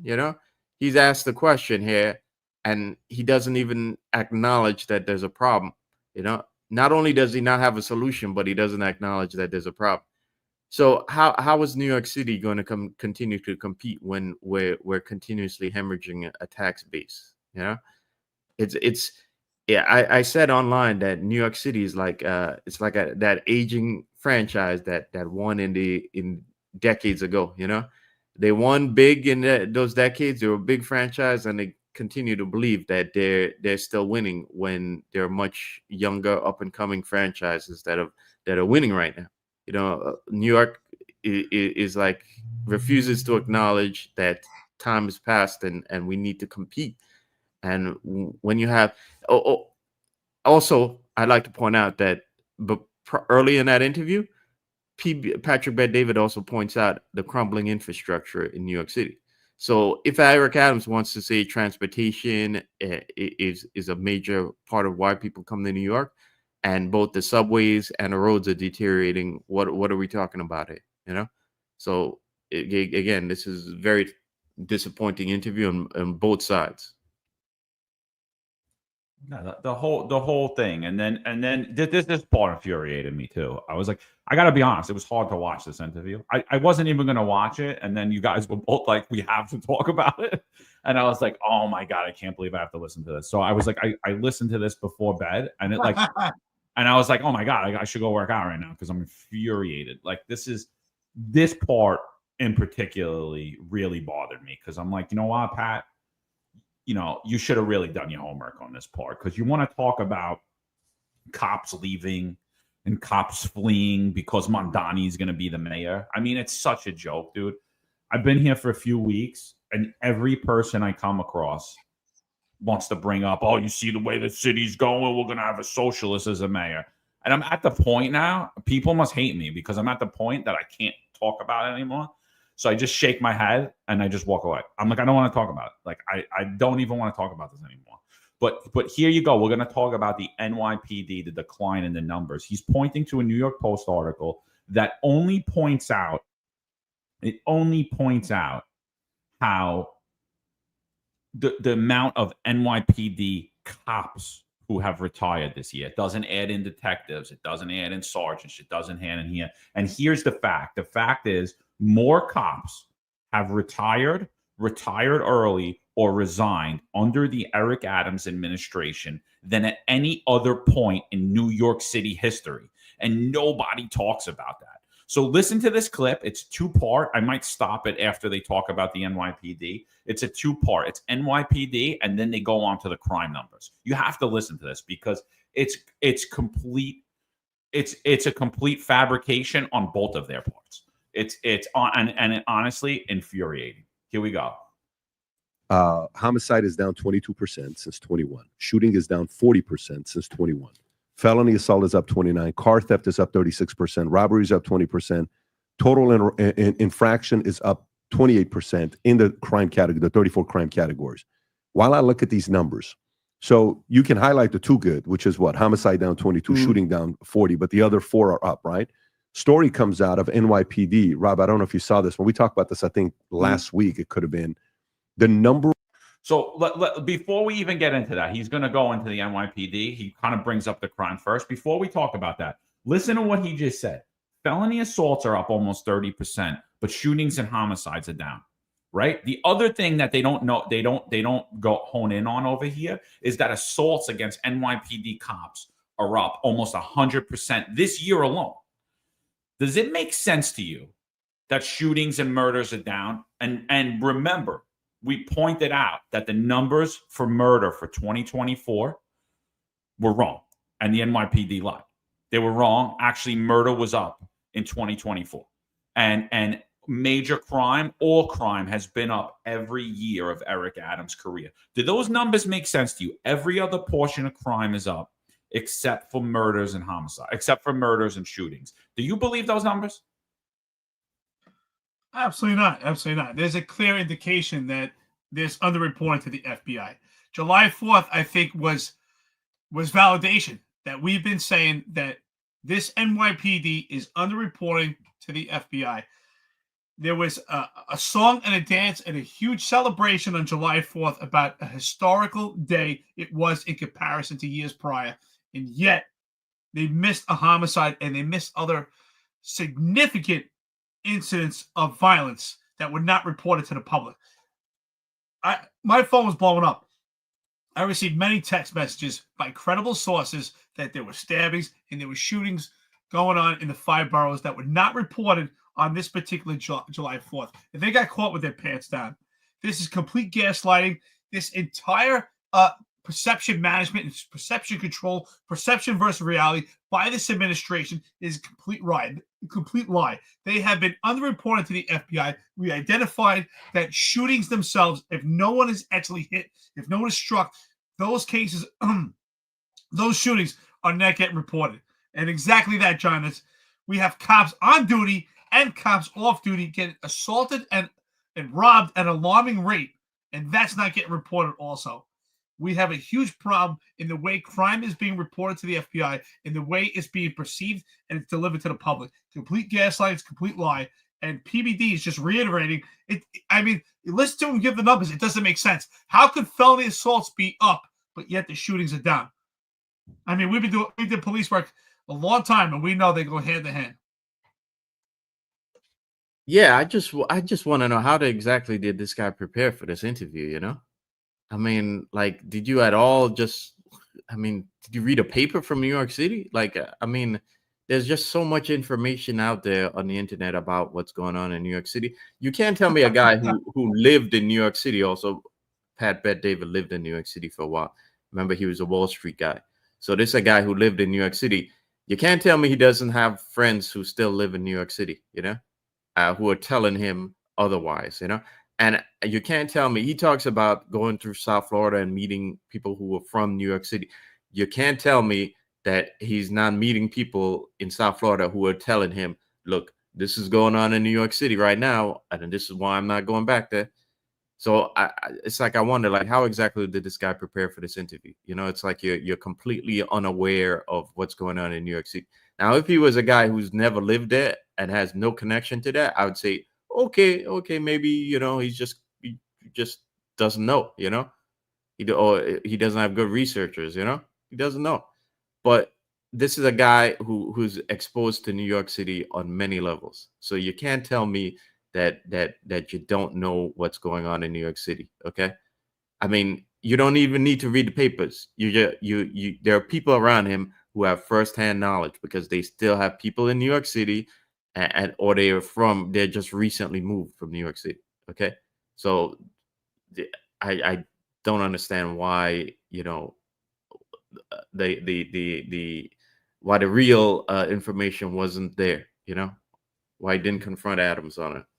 No, it's a great point, dude. I mean, where he lives is basically New York South. That's what they call it. You know, it's loaded. And by the way, why do they live there? And when did they move there? Oh yeah, during Eric Adams' administration. Why? Because of Eric Adams' policies. I mean, it's an absolute joke. The whole thing's a joke. So now let's go through a little further on this. Ready? The number of police officers resigning in New York has skyrocketed. New York cops would flee the job in historic numbers of Zoran Mamdani when union leaders predict. Not even this one, Rob. There's one that says how many are retiring. If you use the phrase retiring instead of resigning, retirement. Yeah, NYPD retiring. Maybe it's the same story. Go on the same story, see what numbers. All right, they go back and forth in that on a little bit, but he just basically asked them this stuff. So let's hear Eric Adams' response. I got to do this, or else they're going to pull us down on YouTube. So That's when I heard those numbers. I said something is wrong with that. What you do, you compare. So Eric Adams is going to answer about the crime, and he's telling him, you can't look at my crime numbers over a period of time. You can't look at it for the length of my 3.5 tenure, because what the crime numbers that Pat Bet-David gave him were from when he came into office till now. And he's like, no, that's not how you look at crime. And this is what he's going to talk about. Listen to what he says. Here, year over year. That is how you compare the Uniform Crime Report, FBI report. You look at what happened one year and another year. And the reason you do that, because it's closer to the changes in those years. Back in 2021, you didn't have a full scope of bail reform. You didn't have raise the age where you were charging 16-year-olds no longer as adults when they do real criminal behavior. So there was a lot of things that happened back then that they didn't have to deal with, that we have to deal with now. When you compare year over year, which is normally how you do crimes, how are we in 24 compared to 25? The first 6 months of this year, those numbers are drastically down. We're moving in the right direction. Even so, what do you think about what he's saying there? He's saying you can't look at my whole tenure. That's not fair. And even because all those numbers are up during my whole tenure, you could only look at the year over year, which year over year, in the beginning of the year, this administration claimed to have always been down in crime. Yet at the end of every year, this administration crime has rose every year underneath it. Since it's been there. So what do you think? Is it fair to judge him based upon his whole tenure? Well, to me, I think this is a clear indication for anyone that actually understands the silver linings of how crime is reported. Anyone that was active or retired in law enforcement, especially the NYPD, who's on this chat right now or listening, knows that this is a complete lie. Even when it comes to CompStat, for police enthusiasts, anyone who's outside New York City or anyone who's in the NYPD understand how it works for reporting, crime stats get identified and analyzed on a 7-day basis, a 28-day basis, a yearly basis. On the CompStat sheet, it gets analyzed by a 2-year basis. And then there's also at the bottom of the sheet, sometimes you go back, depends on how they're analyzing, 5 years, 7 years. So you can analyze crime at different rates and different time periods. This is an all-out lie, especially a 2-year, even on the content. That's a big thing, is looking back 2 years. And he's admitting that the crime numbers are up and admitting it's a complete failure. And it's interesting, and I'm glad that I listened to his podcast.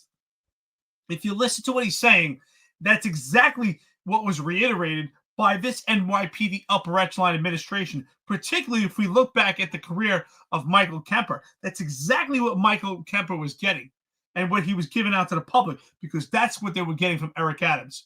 This is complete semantics and a manipulation of crime numbers. Again, I can't believe that Eric Adams has been identified as the savior of New York City. Could you imagine, rhetorically speaking, could you imagine that someone managed a Home Depot and they left the Home Depot completely unattended? They fired all the workers, and then they brought in a couple of their buddies to work there. And then their buddies went and stole all the stuff. And then all the shelves were empty. And you're like, wow, this place is a mess. We lost workers. Everyone's stealing everything. The shelves are empty. And then we say, you know what? Let's hire that same manager. That same manager that caused all these problems. Can he run the store? That's what we're saying right here. And Eric Adams was caught in a complete lie. Crime gets reported constantly at different variables and gets analyzed at different rates. So yes, you can go back, and it shows that his administration is a complete failure. But is it fair to judge him on his whole tenure? He's saying it's not. I think it's a completely ridiculous statement. Yeah, that's what I'm saying. It's the most ridiculous. Absolutely. You should judge it as a bookend from beginning to end and judge what's in the middle. Absolutely. Yeah, you're right. It's absolutely ridiculous, Now, let's go based on Eric Adams' premise, okay? So you come in there, we're trying to equate, he's trying to equate the rise in crime to the previous administration and factors that were out of his control. Okay, so what did you do when you came in to City Hall? What did you do? You first of all, you fired or constructively fired cops, experienced veteran personnel. Okay, right? Then you marginalized and pushed out a competent police commissioner, who had leadership experience. Okay. And by all means, there seemed to be a lot more discipline under her than the guy that you put in after. You put in a guy who basically was a figurehead after, who was with his brother, was doing some really, really shady and illegal things behind the scenes. And not only that, but then you promoted Marjorie, and you got Shell up in there, and then you promoted Kaz, like how many ranks? Okay, you promoted people in the administration who furthered the appointment of inexperience and incompetency and nepotism within the department. Okay, and to make matters worse, you thought it was appropriate for the mayor of the biggest city in the country to be out partying all night, when the city again was in the midst of a rise in crime and hemorrhaging a tax base from people who were leaving to South Florida or the other southern states.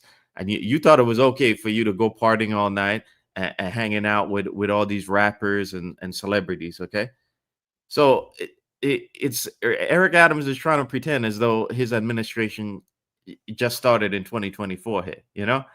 It's like he wants to completely ignore Eric Adams 1.0 and focus on because he certainly found responsibility as a mayor and wants you to not recall when he was the complete opposite under Eric Adams 1.0. It doesn't work like that, If you want to say it was other factors, then we have to ask the question: what did you do to improve the situation when you got there? And clearly, he he negatively impacted that situation and made things even worse by his terrible policies when he got there. So that it doesn't work. It doesn't work that way. 100%. And the other thing that was missed in this whole interview was the corruption scandal, right? Like, he let Eric Adams just talk about that he got indicted over upgrades. That is absolutely not what happened. Like, he defrauded taxpayers out of $10 million, over $10 million. And he took hundreds of thousands of dollars in bribes.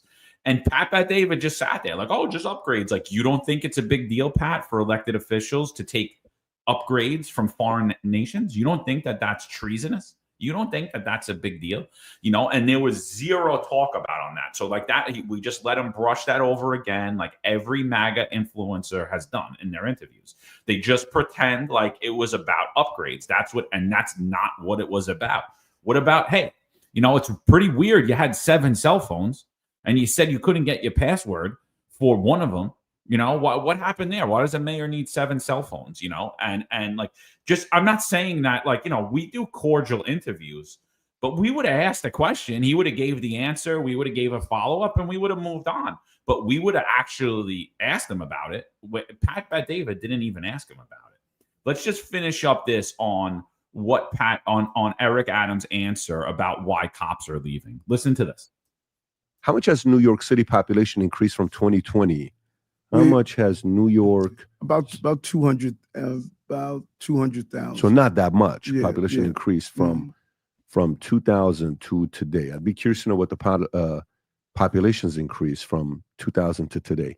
But if you look at that, you had 7,000 more cops in 2000 in New York City than we do today. Right. Okay, and that's 25 years later. In 2000, the population was 8 million. Roughly now it's 8.5 million. So it's increased 5,000. So 500,000. So 500,000, say it's increased 6%.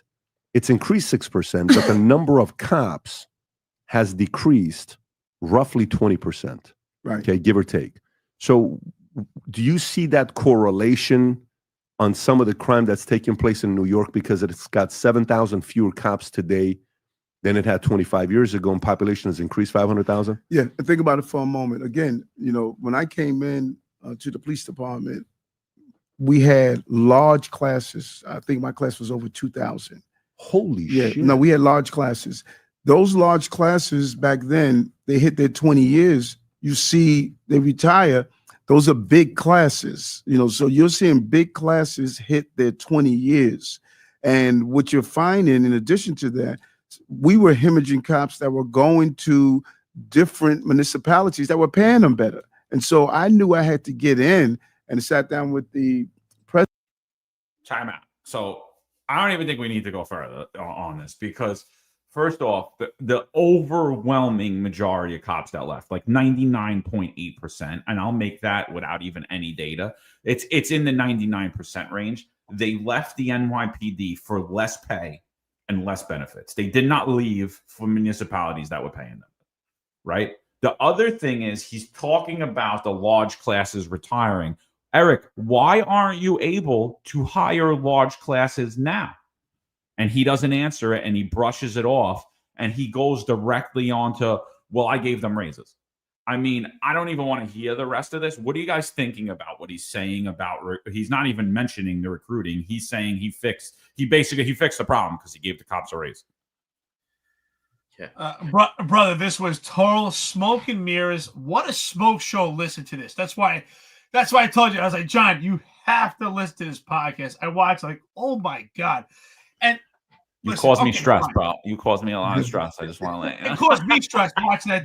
It caused me stress watching that thing. I said, oh my God. And you know what? Listen, maybe, okay, we could say he doesn't understand the detail and the minutia of the NYPD that we do, but he understands bullshit. He understands bullshit. This was a Wall Street guy, right? He understands bullshit and he understands numbers and he understands semantics. This is complete semantics. There's always classes retiring, and it's your job to fill those seats as those classes retire. What he fails to mention is resignations. The resignations are astronomical, but that's a poor excuse. If you have 2,000 police officers retiring, then you need to prepare and fill those seats. What he doesn't mention is that they can't fill those seats. No one wants that job. It has nothing to do with pay. Zero. There are cops leaving for Tennessee. I know cops personally that left the NYPD for Tennessee. They left for Florida, and they left for better pastures. And it has nothing to do for pay. And you're absolutely right, John, because some of those cops had to step back. They had to take a step back, get a pay cut, get themselves a smaller home with their family to make that step forward because it was a better life. It had nothing to do with open space because they went to a place that had better policies, a place that supported their police department. Cops are leaving at an astronomical rate. It's not just retirement. It's not just resignation. And he forgets to mention all the unvaccinated workers that he discarded also. All the cops that were targeted by an overzealous civilian complaint review board, cops that were fired for their political associations, has nothing to do with pay. The union should jump all over this. And if the unions haven't watched it, you should watch it. I'm sure you did. You should be jumping all over it and ask yourself, how can we endorse this person that discarded our brothers and sisters? This is absolutely insane. The numbers don't even match. It was never about pay, because the pay right now is far better than it was when we got on the job in comparison to other municipalities in the tri-state area and Florida. And nobody was leaving because the job was great. The numbers are insane, and the numbers right now are far less than what we're hearing. That's a outright lie. I don't even think there's 25,000. But they forget to mention, while also there's a scandal that just rocked that PBD doesn't even ask about, that people are getting overrides for psych that fits a DEI movement, and also because of contracts. So that's why I say at this point, there should be a complete audit in the NYPD. If you're a chief in the NYPD and your offspring, if your son or your daughter is in the NYPD, there should be a complete audit right now of how they got on the job. He doesn't even mention that there's an inspector that put himself in a position to be a scapegoat by the NYPD because they can't make the numbers. They can't make the numbers. They're targeting a specific movement by DEI, and we show that with Tanya Meisenholder, and they're trying to fit contracts. That was a complete smoke show, dog and pony show. Eric Adams, every segment that we put on here, here's another lie by Eric Adams. Here's another lie by Eric Adams. And we'll watch you right in our faces. Hey, John, come back to me. I got to close the window. They're doing the lawn outside. Yeah, no worries. All right, so no worries. So, all right, we got a lot of stuff that we'll probably hit on. On Friday. I just wrote an article on it. We'll definitely want to get into the Marjorie whole thing where he's talking about how he turned off his AVL, which is AVL is automatic vehicle locator or whatever. It's basically a GPS that's on every NYPD car. Sal Greco had put out a post months ago about it. We did a show about it. He kind of downplayed it. His lawyer downplayed it by saying, "Oh, it's a safety concern," because he ripped it off. It wasn't because he didn't want anyone in the NYPD tracking him. So we're going to definitely get into that. We're going to get into that article I wrote about all these people asking for Commissioner Tisch to follow red flag laws as it concerns members of the NYPD and retired members, like letting all these guys run out of the door with corruption. We're not going to get into that today. I think the last segment that we got on is Kaz Daughtry, right? Is Kaz Daughtry a deputy mayor of New York City, or is he a content creator? He's been out there electioneering, basically ever since the day he was given these titles. Everything is a pro Eric Adams thing, but it's also a lot of self-promotion, right? So this video comes out. It's video of him. I don't even know what this is. I don't know how to describe this other than as like a social media personality. Kaz Daughtry has a team of photographers with him. He has a social media team. He has a security team, a very large security team, might I add. And he's running around New York City as if he's some type of celebrity on your dime. I don't know how this benefits New York City. I don't know how this benefits the taxpayer. If you work for the city, you're actually not allowed to do what he's doing here. He's basically promoting this business. But I guess the rules only apply for some and not others. And you could see he walks around with all his personalized gear, his own hat. It's ridiculous. And we've gotten this 1,000 times. Like, people, please blast him, please blast him. Let's play the video and get your thoughts on it. He has Kaz Daughtry utilizing your tax dollars. This is what he's being paid to do. Yo, it's your boy Kaz Daughtry. Let me get a chopped cheese. The Aki way. First, we're going to slap the ground beef on the grill. And then I'm going to hit it with the peppers and onions. Then we slap the bacon on the grill. All right.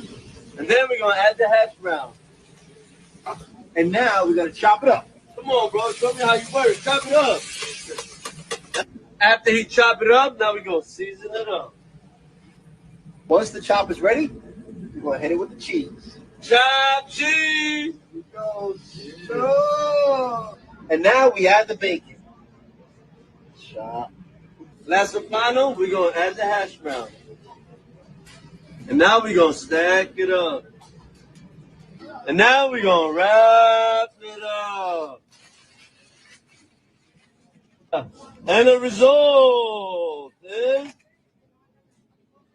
OMG. Can't forget your back. Never, never, never. Never, never, never. And now we're going to serve it to my brother. Here you go. Try it and let me know what's it about. Let's go. First time right now. Bismillah. Buzzer? Yes, sir. I honestly I'm just as speechless as I was when I first seen it. So, Eric, what are your thoughts about this video? I mean, it's honestly indefensible. The kid should be fired. I'm sorry, he has no business being. That's why I told you. You know, I told you. I said, you know what? At this point, I said, is Kaz Daughtry a deputy mayor or is he a content creator? Because the lines are starting to get blurred. Don't get me wrong.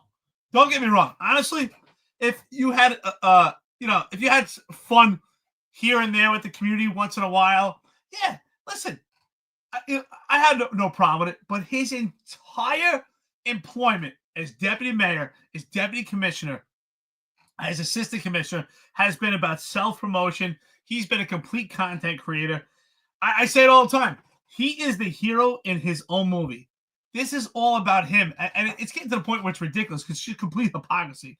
And I had put out a video on X. There was a police officer. It was during time of COVID. He's got his mask on. He was dancing around 7-Eleven. He made a funny video, just as Kaz Daughtry did. And that police officer was transferred to Staten Island. I forgot where he was working, but he was transferred. But yet, with Kaz Daughtry, it's just it's a complete different lens. I mean, honestly, he's become a content creator at this point. He had his own YouTube channel. He's promoting himself. And you have to ask yourself, right? Don't get me wrong. It's kind of funny when we watch it. Like, look, the Aki way. Like, I'm laughing at that. And I said to myself, like, how long do you think they spent to get that video going, right? How many takes did they do it? How many times they call action? How many times they throw that bag of chips? How many times they grab his soda till they figure out that video was right? They must have spent hours on that thing. Obviously, he didn't spend hours on his workday. But this whole thing is about self-promotion. We recently, I think it was about 2 months ago, we did a podcast. We spoke about self-promotion where he has all different embroidery. He's got a video. Remember that whole thing? And then Kaz Daughtry comes out and he's wearing a fireman outfit. This whole thing, honestly, he's a content creator. It's about him. He's promoting himself. Does he even have time to do his job as deputy mayor of public safety? Does he even know what his job is? Honestly, how many takes do you think it took to make that video? I mean, I laughed my ass off. How many takes do you think it took? There's no way it was just one time. They spent hours on that thing. He is the hero in his own movie. Yeah, sorry about that, guys. YouTuber problems, you know.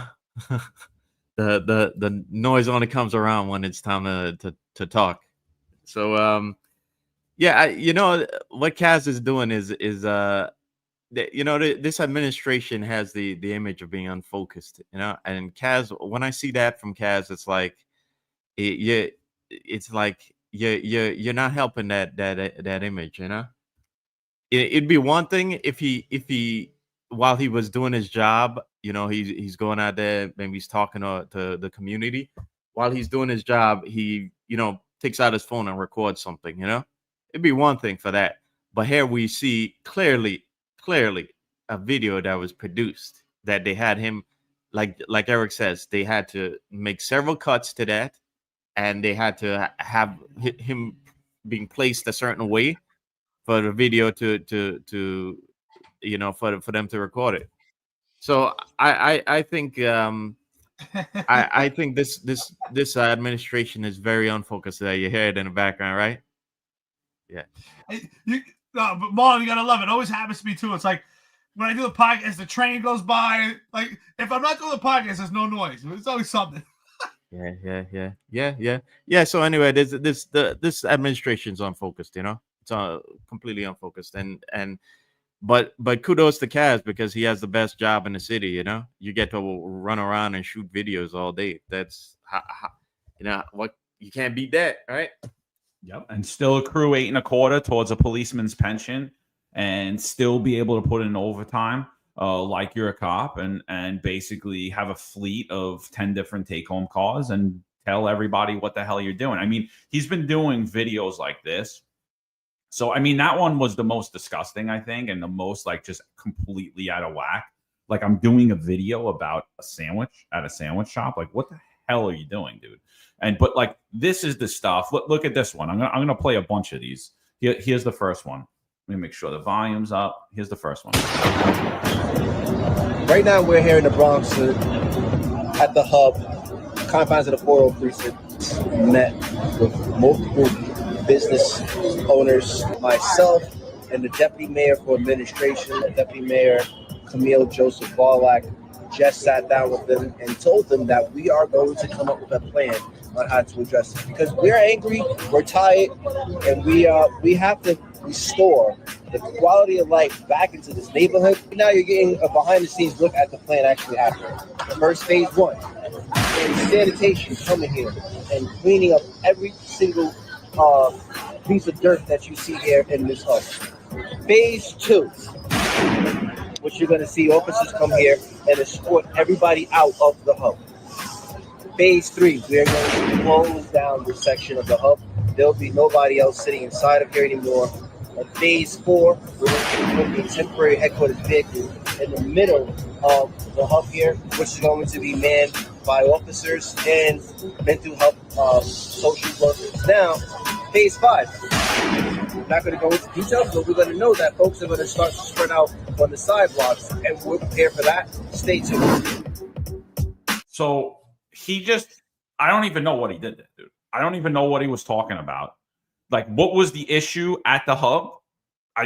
We missed that part. Eric, you asked on the last video, how many hours did he spend doing that? How many takes? How long do you think he took to do this one? I'm going to tell you right now, his whole day.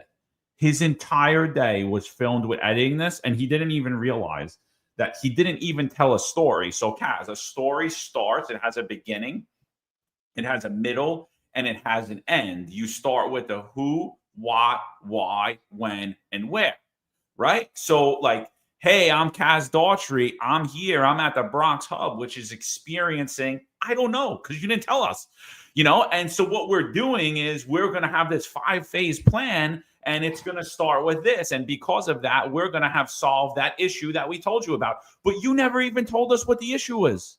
Like, what are you doing, dude? Like, and New York City mayor doesn't see any problem with this. Nobody sees any problem with this. I understand the guys that work around him can't tell him because he's a megalomaniac narcissist. So you can't ever like get a word in edgewise, but shame on you for even being around this individual at all. This is the dumbest thing I've ever seen. Like, honestly.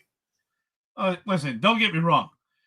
I love these videos because I get a good laugh out of it, right? I'm not gonna lie. I play these videos over and over. And I laugh when because I put it on X, we put it on Instagram, we laugh about it. The memes make themselves. But all kid aside from that, right? It's great content. Let's not lie. It's great content for the Fireside Felt that we appreciate it, Kaz. Keep utilizing city money to produce these videos. But all kid aside, I have a problem with it. If I was a New York City voter at this point, I'd say to myself, wait a minute.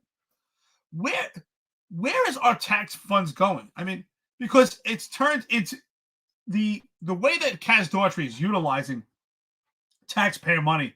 He's creating this self-image to turn himself into a celebrity. And that's where I have a problem with it, right? He's utilizing taxpayer funds. He has a whole video team. He's spending his entire day to promote himself and to turn himself into celebrity. And people should have a problem with that, right?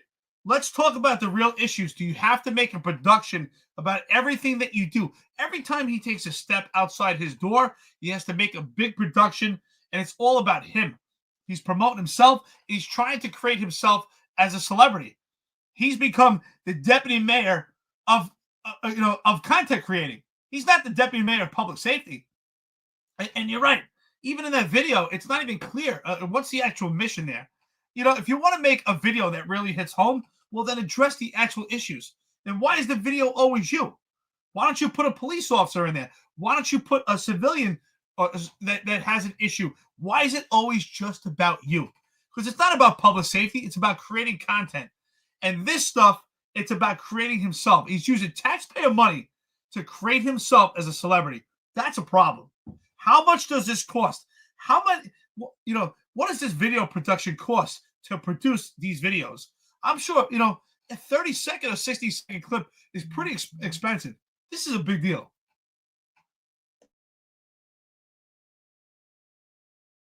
Yeah, remember a week ago when during that press conference when Tish basically told them to to back off, that Rebecca's got that question. Rebecca's got it. Yeah. So I'm willing to bet that Tish isn't the only one that's here come the noise when it's time to talk again, huh? Man, I'm willing to bet that Tish isn't the only one that's frustrated with Kaz right now. Because think of it, if you're a commissioner or you're another one of these executive administrators in the Adams administration, here you are working your tail off, right? You have responsibility, and this guy's making like double you doing what exactly, Which is ironic because, in our previous segment, we talked about Eric Adams, Patrick David interview. And there's a portion in there where Adams talks about the permanency of government, and he alludes to inefficiency in government and how AI could make it better. Well, here you're paying this guy like what, over $250K for doing what exactly? How exactly is that efficient government right there? It's the cognitive dissonance here, that this guy gets to do whatever he wants while Eric Adams is talking about, like, he talks about how new guys don't want to work overtime, that they're built differently. And this guy's making overtime doing what exactly? So it's absurd that this is continuing, and it just again furthers the image of an unfocused administration that's more concerned with self-promotion and celebrity than they are at actually doing their job.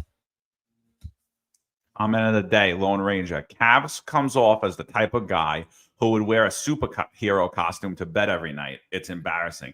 Honestly, I think you nailed it. I think that's exactly what it is. I mean, look at the thumbnails for his new videos. They look like scenes from Batman with this popping thing that Daughtry is this superhero. Let's watch this video. This video, I think that, this is the video about the New York City sheriffs. So an article had came out about how the New York City sheriffs, under that great guy, Anthony Miranda, who we showed you, had a problem vouchering money and drugs and numerous corruption scandals involving his office. So it comes out that the next class of sheriffs can't go in because they don't have any qualified instructors. So basically, everybody that's came in the last few classes as a New York City sheriff carrying a firearm aren't qualified. So Daughtry thinks it would be a great idea. Hey, I know what I'm going to do. I'm going to go out and save you on social media. He is Super Kaz. You ready?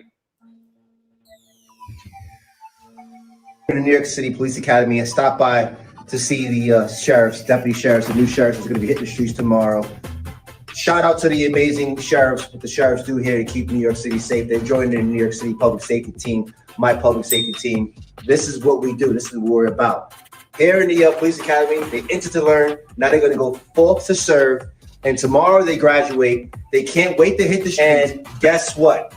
When these sheriffs graduate tomorrow, they're going to be assigned to their new commands. They're going to get their command assignments.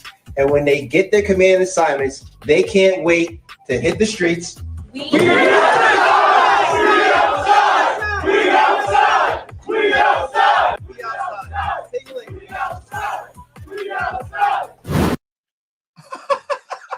What is First of happening? all- Seriously, what is happening? Really, Fir- what is it? First of all, how coordinated was that video, right? It was completely coordinated. Again, it goes back to what I've been saying.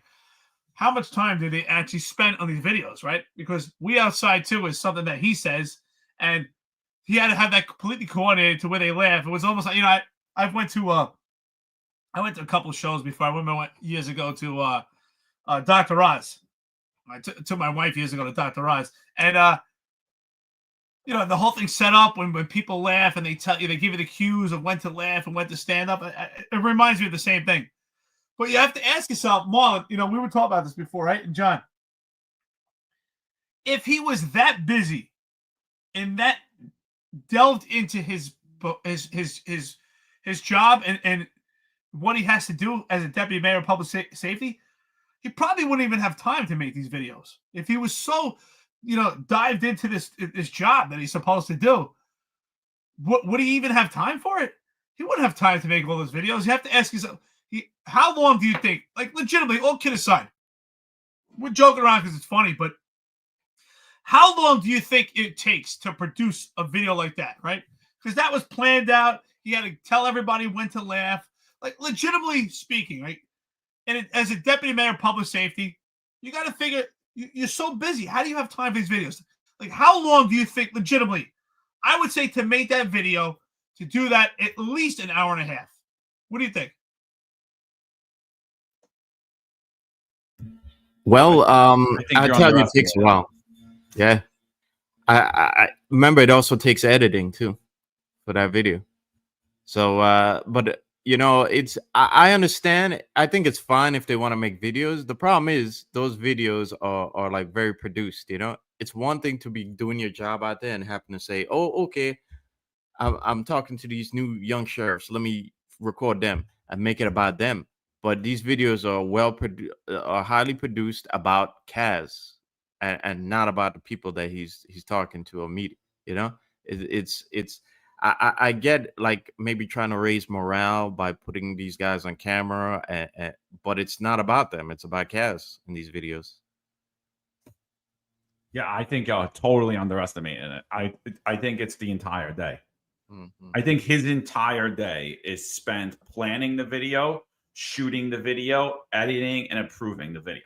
Like, I think every day you see a video from Kaz Daughtry, that is what New York City taxpayers paid him for that day. And then he runs around and makes somebody's life miserable, including the private security people at 375 Pearl and the private people that run 375 Pearl, because he thinks he's in charge of everything. He leaves his Superman pajamas at home, but they're under his suit. So here's another video. Today is the New York City Sheriff's Academy graduation, and this is the biggest class in the history under the Adams administration. 83 deputies were sworn in today, and these deputy sheriffs will be helping shutting down illegal smoke shops, continuing to go after the illegal ghost cars, mopeds, dirt bikes. Over 100,000 illegal dirt bikes, mopeds, and scooters have been removed from the streets. Over 25,000 guns. They entered to learn. Now they're going to go forth and serve.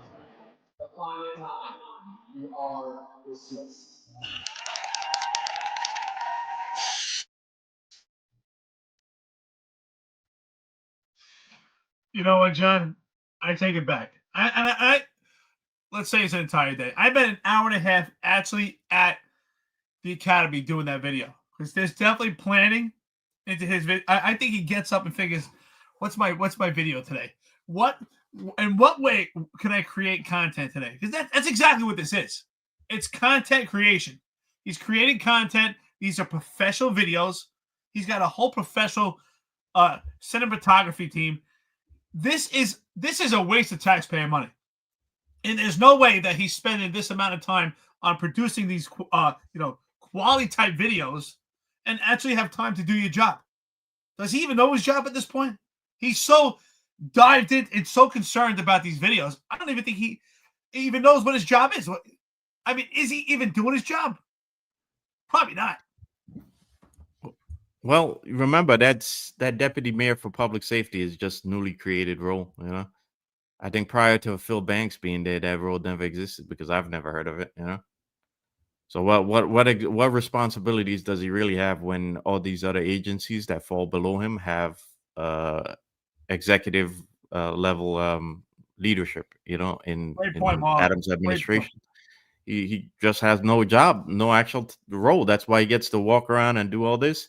And that's why Tish is probably a little bit frustrated when he's poking his nose in the NYPD when, that's not his job. Yeah. All right. Last Kaz video for the day, because I can't. I'm about to throw up. This is here's his last one. What's up? This is Daughtry, Deputy Mayor of Public Safety, outside right now in Brooklyn, the Friends of Barbados event. I mean, just look, right now this crowd is vibing, thriving. There's over 5,000 people here, no incidents. This is exactly what this administration is. Public safety at its best. Crime, six straight quarters decrease in crime, over 100,000 ghost cars, ATVs, and dirt bikes removed from our city streets. Just look, everybody's outside enjoying themselves with their friends and family. I mean, the atmosphere, the energy here is just good. I'm glad whoever came out to enjoy themselves. We appreciate you. Everybody get home safe. Once again, this is what the Adams administration looks like. 5,000 people coming out to Brooklyn, Canarsie, having a good time. I'm outside, they outside, we all outside. Take care. What's up? This is Daughtry. You know what? At this point, honestly, and you're right, Marlon. We talked about this, right? This was a position that was created for Philip Banks, so that Philip Banks could actually be the real police commissioner at the start of Eric Adams' administration. I would rather at this point that Eric Adams and Daughtry were honest and just say, you know what? He's the deputy mayor of public morale or deputy mayor of content creation, saying that's his job. His job is to go out there and try to put good spirits in people. But that, I would rather them just be honest. As obviously, he doesn't have a real role. There's no way that he has. I mean, how many videos did we just put today? How many videos have we put before? How many videos has he made? I think he makes just as many videos or probably more than we do as a podcast network. And his job is supposed to be deputy mayor of public safety. Honestly, I would rather just admit his job is to be the deputy mayor of morale. But if that's not even what he's doing. He's not even trying to build morale. He's only promoting himself. And that's the irony to it, right? If he was, I think we would have less of a problem with it if he was out there just promoting cops, almost like who's that gentleman we had on here who does the photography for cops? Perception of what is it? Law yeah, you go. Perception. Exactly. Perception of the badge or something like that. But if he was out there promoting the cops, say, look, this cop is doing this cop is doing that, this fireman is, but that's not what he's doing. He's not promoting others. He's only promoting himself. Yeah, I mean, if he wants to improve morale, he should be spending his time going around and speaking to city workers and trying to make the job more efficient and make things happen. Eric Adams, like we said on that previous segment, talked about government efficiency. He alluded to it. He talked around it. So here's a guy, Kaz, who has no real responsibilities. So why don't you spend your time going around and like making the NYPD better and seeing where you can improve things and what things you can cut instead of making videos about you. And also, I'd like to point out that what exactly was the message in that video?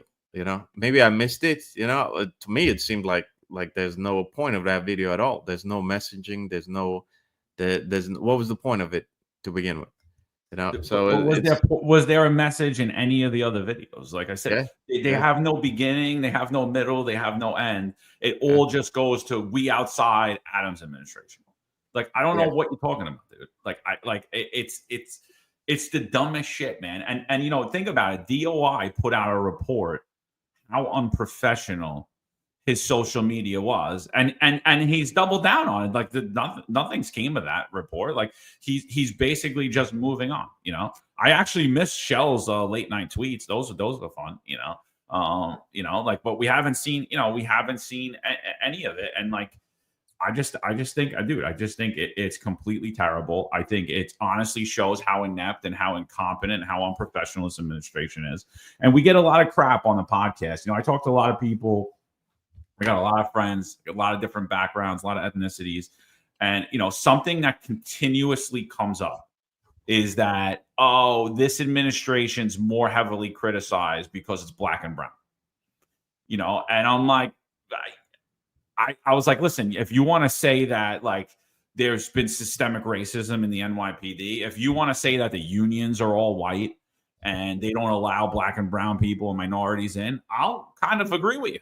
You know, I'll kind of agree with you if you want to talk about some stuff that's went on, but I've never seen this level of unprofessionalism. I've never seen this level of corruption and this level of scandals. It has nothing to do with the fact that Eric Adams is black or Daughtry is black. It has everything to do with they deserve abuse. If Daughtry was some nerdy little Jewish kid or nerdy little Italian guy or nerdy little Irish guy, we'd be making fun of him just as well.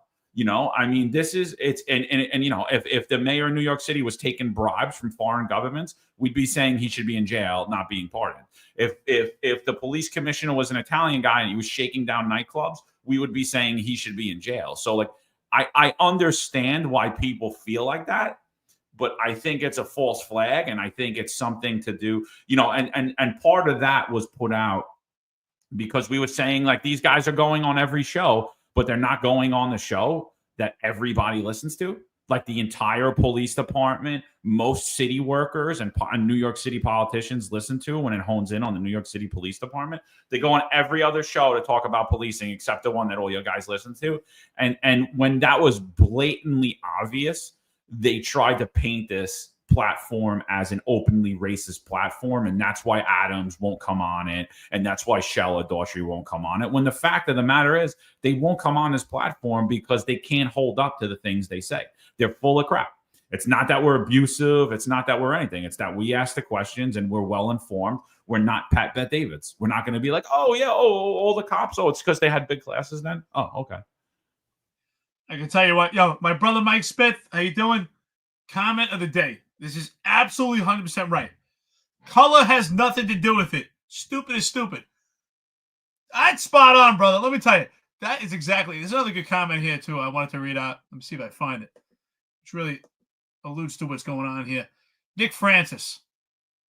Trust me, I was more critical of Big Bird than this administration. So, back to your comment, John. I think that I just want to piggyback on that.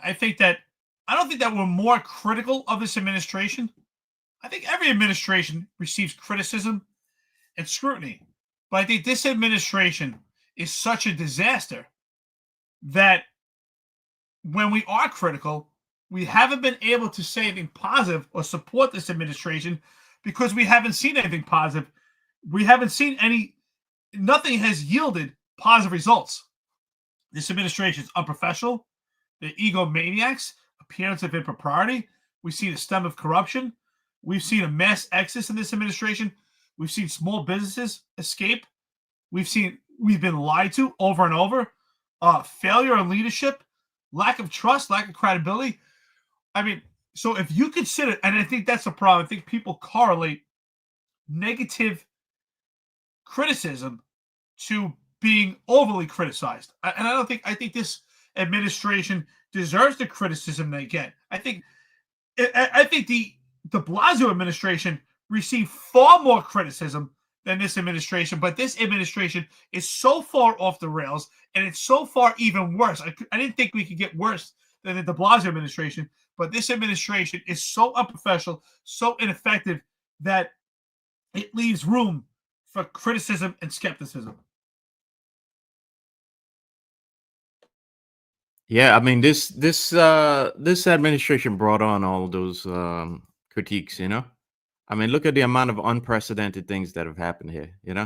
You have, they started with a bang with the mandate, okay, and then you're going to the marginalization again of Sewell. You're going to like the appointment of all these incompetent people. Incompetent people tied to corruption allegations, okay. And then I mean, for God's sake, the police commissioner was tied to a protection racket. Okay. If that's not unprecedented, I don't know what is. Okay. So this administration has earned all of these critiques. Okay. And to say that we're being racist here is ridiculous. Okay. Because again, that's a woke tactic to prevent us from talking about certain things, okay? And that, the reason why you don't want us to talk about certain things is because you yourselves all know what the issues are, okay? And if Adams from the get-go was a professional, and if he encouraged a professional, focused administration, then we would have had nothing to talk about. In fact, if his administration had not done what they did, we wouldn't be here. We'd all be on patrol right now, right? We'd all be on the job right now, and there wouldn't be no Finest Unfiltered. So there you go. And that's a good point. Like a lot of people have brought that point up as well. Like they were like, I was like, they were all shocked about the platform and like all these cops and everybody coming out and speaking out.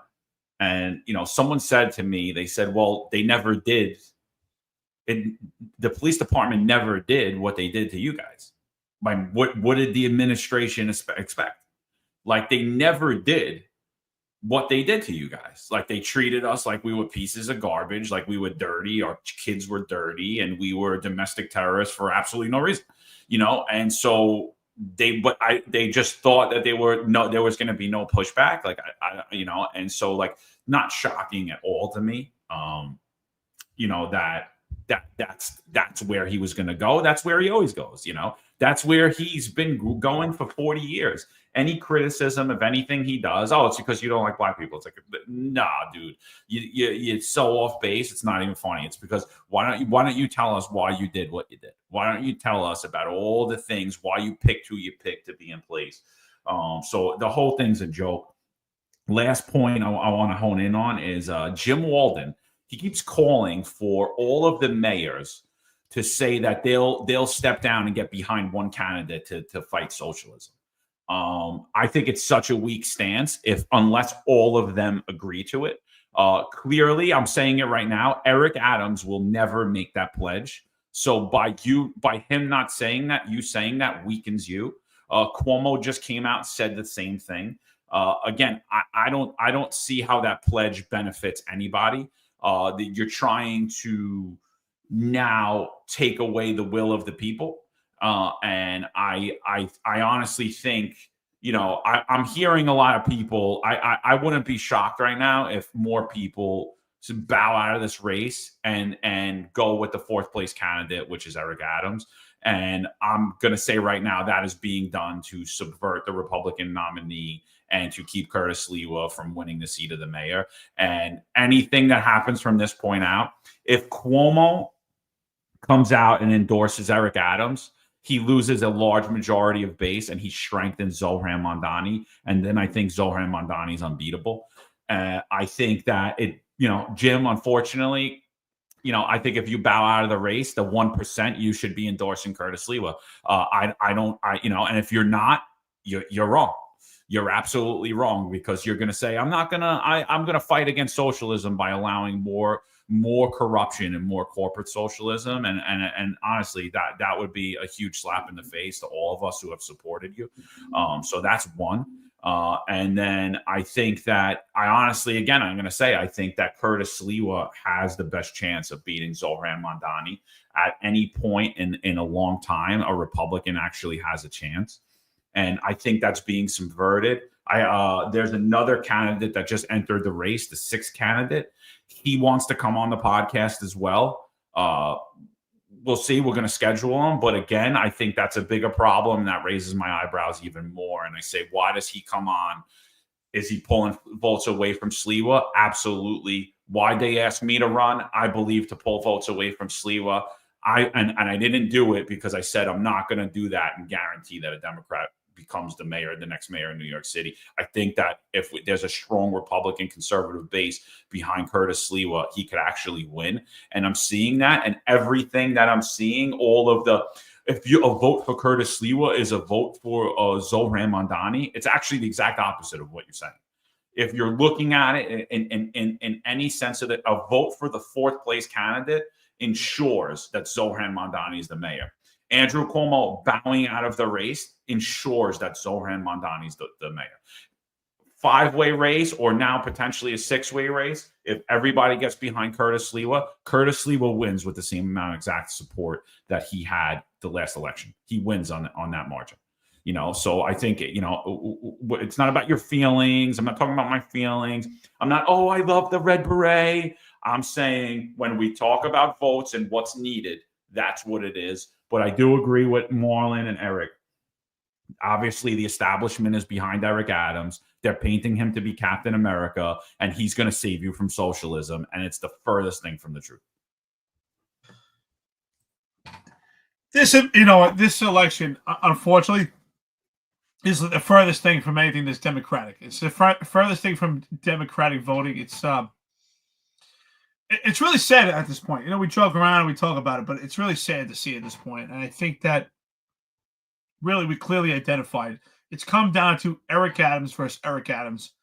It's really sad that and I use that rhetorical scenario, but if we had someone that managed a business or a corporation and we saw them completely fail, we wouldn't ask them to manage it again.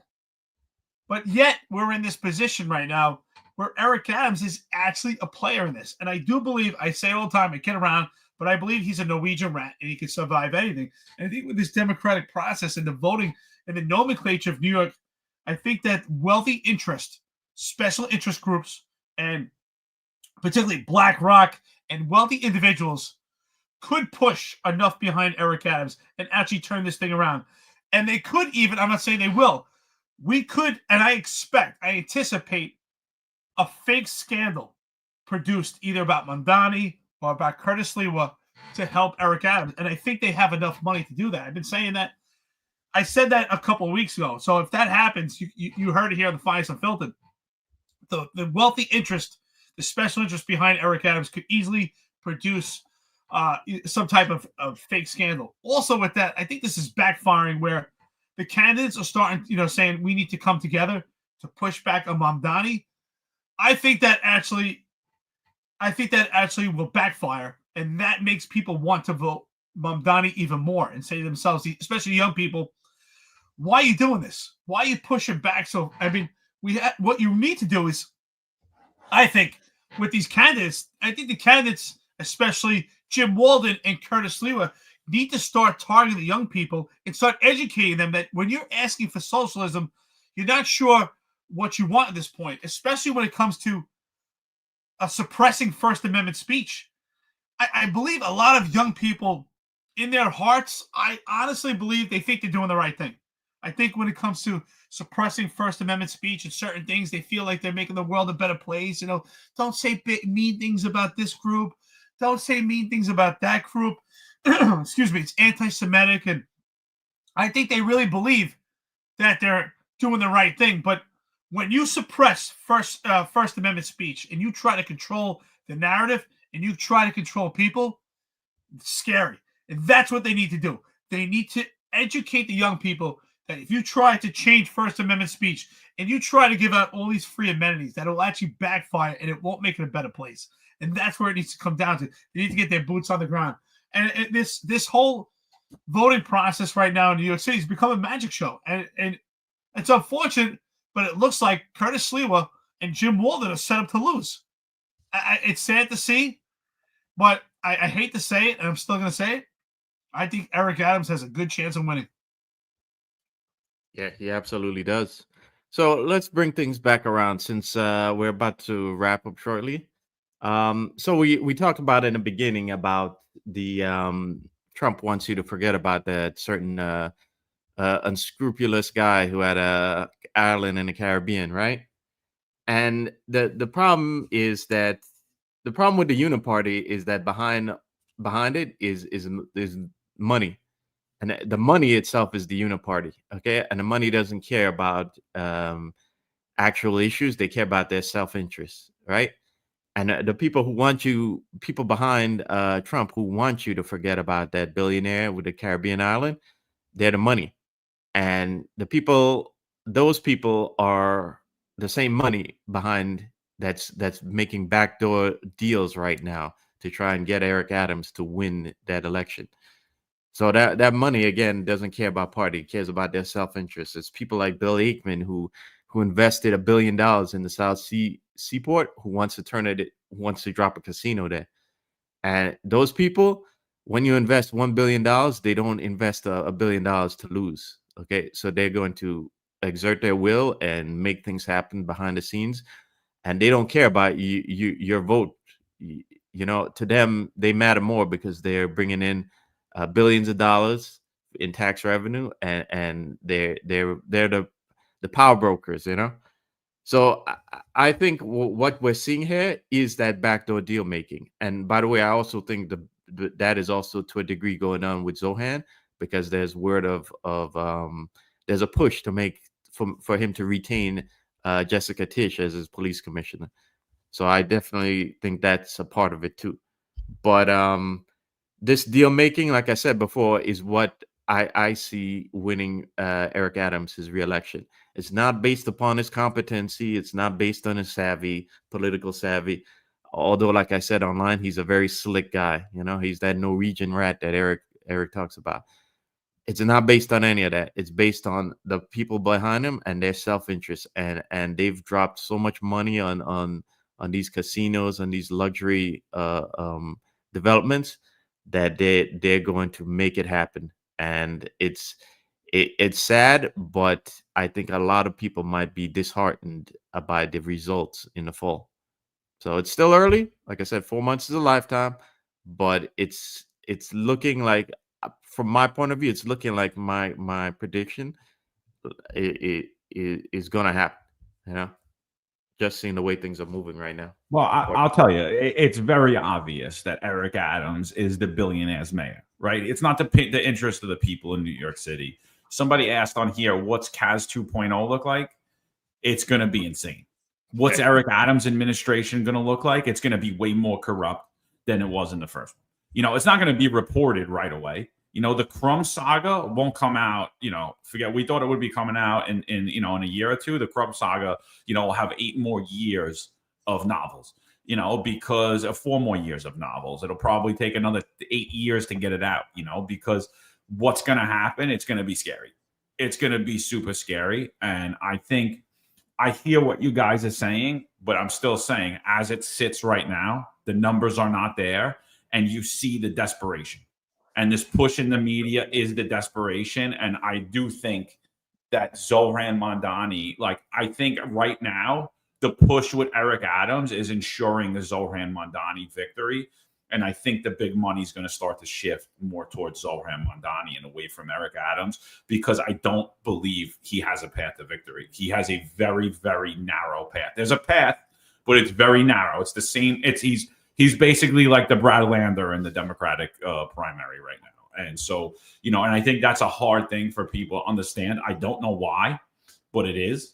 And but I think that if for some reason we do see Eric Adams get a second term, it's going to make his first term look like it's going to look like it was kindergarten, because it's going to be, especially that he's not worried about the federal government coming after him, but he'll have a year of the following administration. So let's see what happens, man. There's a lot of crazy things going on. And I think what you're seeing is the unfolding of a huge uniparty. And I'm just going to make a prediction here now.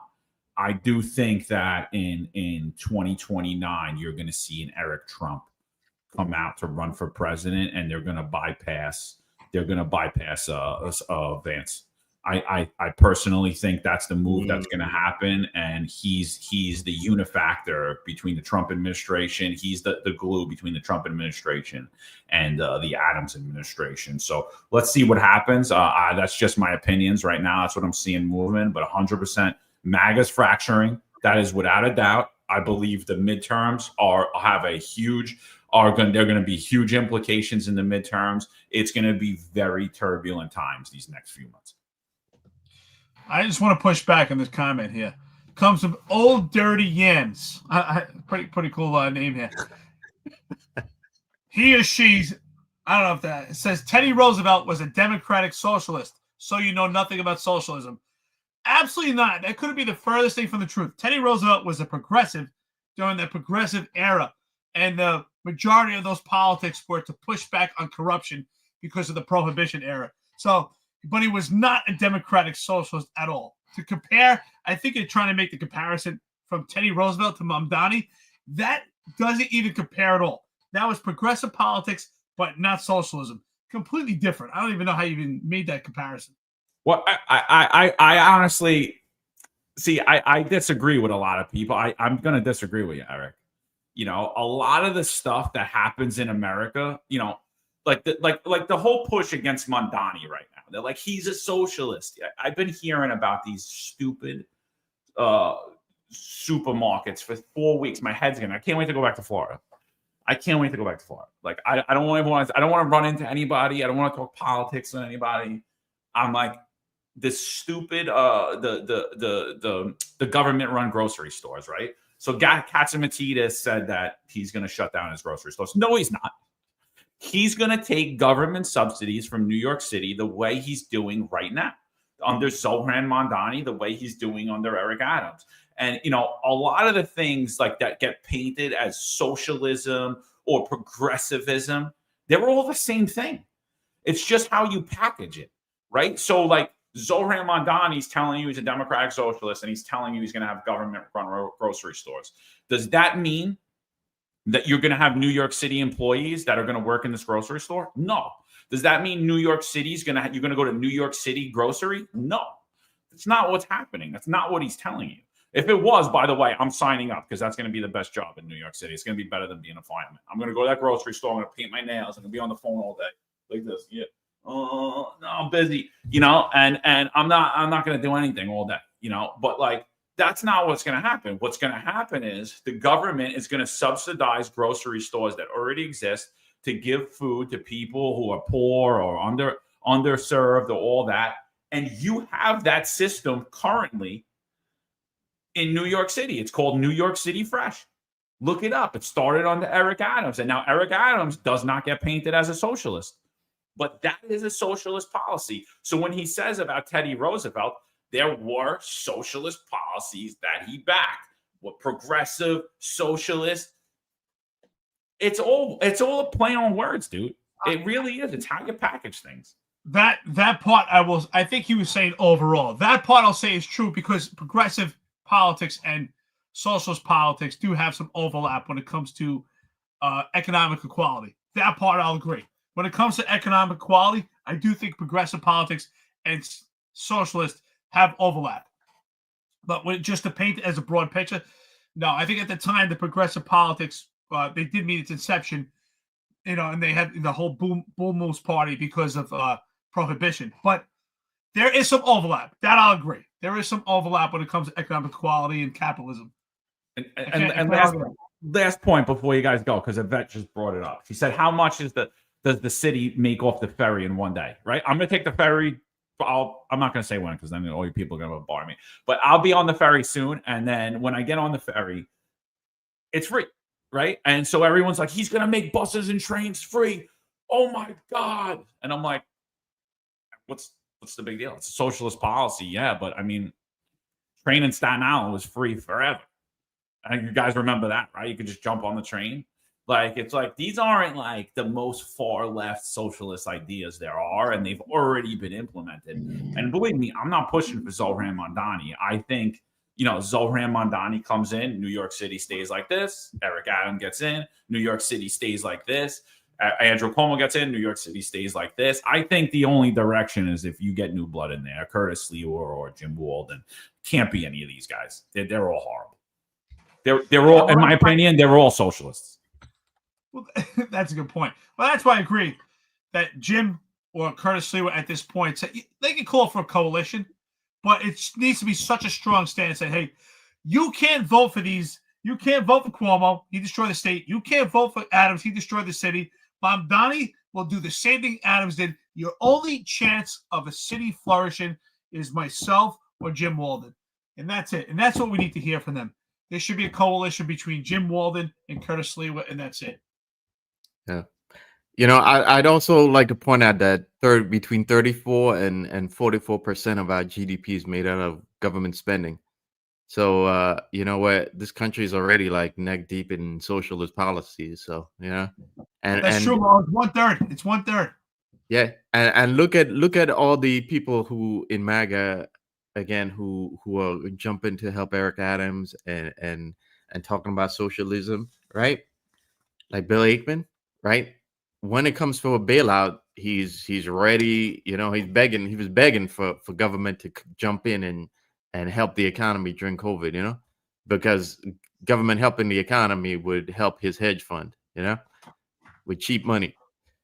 So yeah, and you look at a lot of these other oligarchs, how much of their business is dependent on government money? Look at Elon Musk. Every one of Elon Musk's company depends on government subsidies. And we've already talked about how like we believe part of his beef with Trump right now is because they're cutting the EV subsidies, you know. So you look at Palantir, go pick a billionaire, you know, they're all dependent to some degree out of government money. So again, like John said, it's all about how they package socialism, because it's already out there. And as I said online, the next phase, watch. If you criticize any of these oligarchs, the next step is they're going to be like, oh, what are you, a socialist now? You're criticizing capitalism. Guess what? That's not real capitalism. Crony capitalism is not real capitalism. It's corporate socialism, okay? Because if you could socialize your losses while capitalizing on your wins, that's not real capitalism. Okay, real capitalism is you succeed and fail by your own business, you know, your strength of your business. Okay, and not being dependent on daddy government to bail you out or to jump in and engineer the economy for you. Well, you know what? I think that's a great point. I think looking back, if we look back on the bailout, everybody was a socialist in that, right? Everybody received a handout on government funding. You're absolutely right, because the true capitalism to a business is your own merits. Building a business on your own merits. So that I agree. Hands down. Marlon, you nailed it. Drop the mic on that one. Absolutely. I mean, more than 1/3 of our GDP is government spending. Absolutely. You nailed it, brother. I can't even deny that. You're right. But that's the part is so tricky. And that's the magic show with this election right now is Eric Adams is being painted that he's a complete 180 from Mamdani. And that's why if we were to put policies, if we wrote policies down and we should play a game. We should write a policy and guess whose policy is it, Eric Adams or Mamdani. And I guarantee you, a lot of those policies that people believe is Mamdani, they would say Eric Adams. And I think that's the whole point is like that nobody understands that. That's another thing. I got to do that. When I get time, when I get home, I'm definitely going to do that.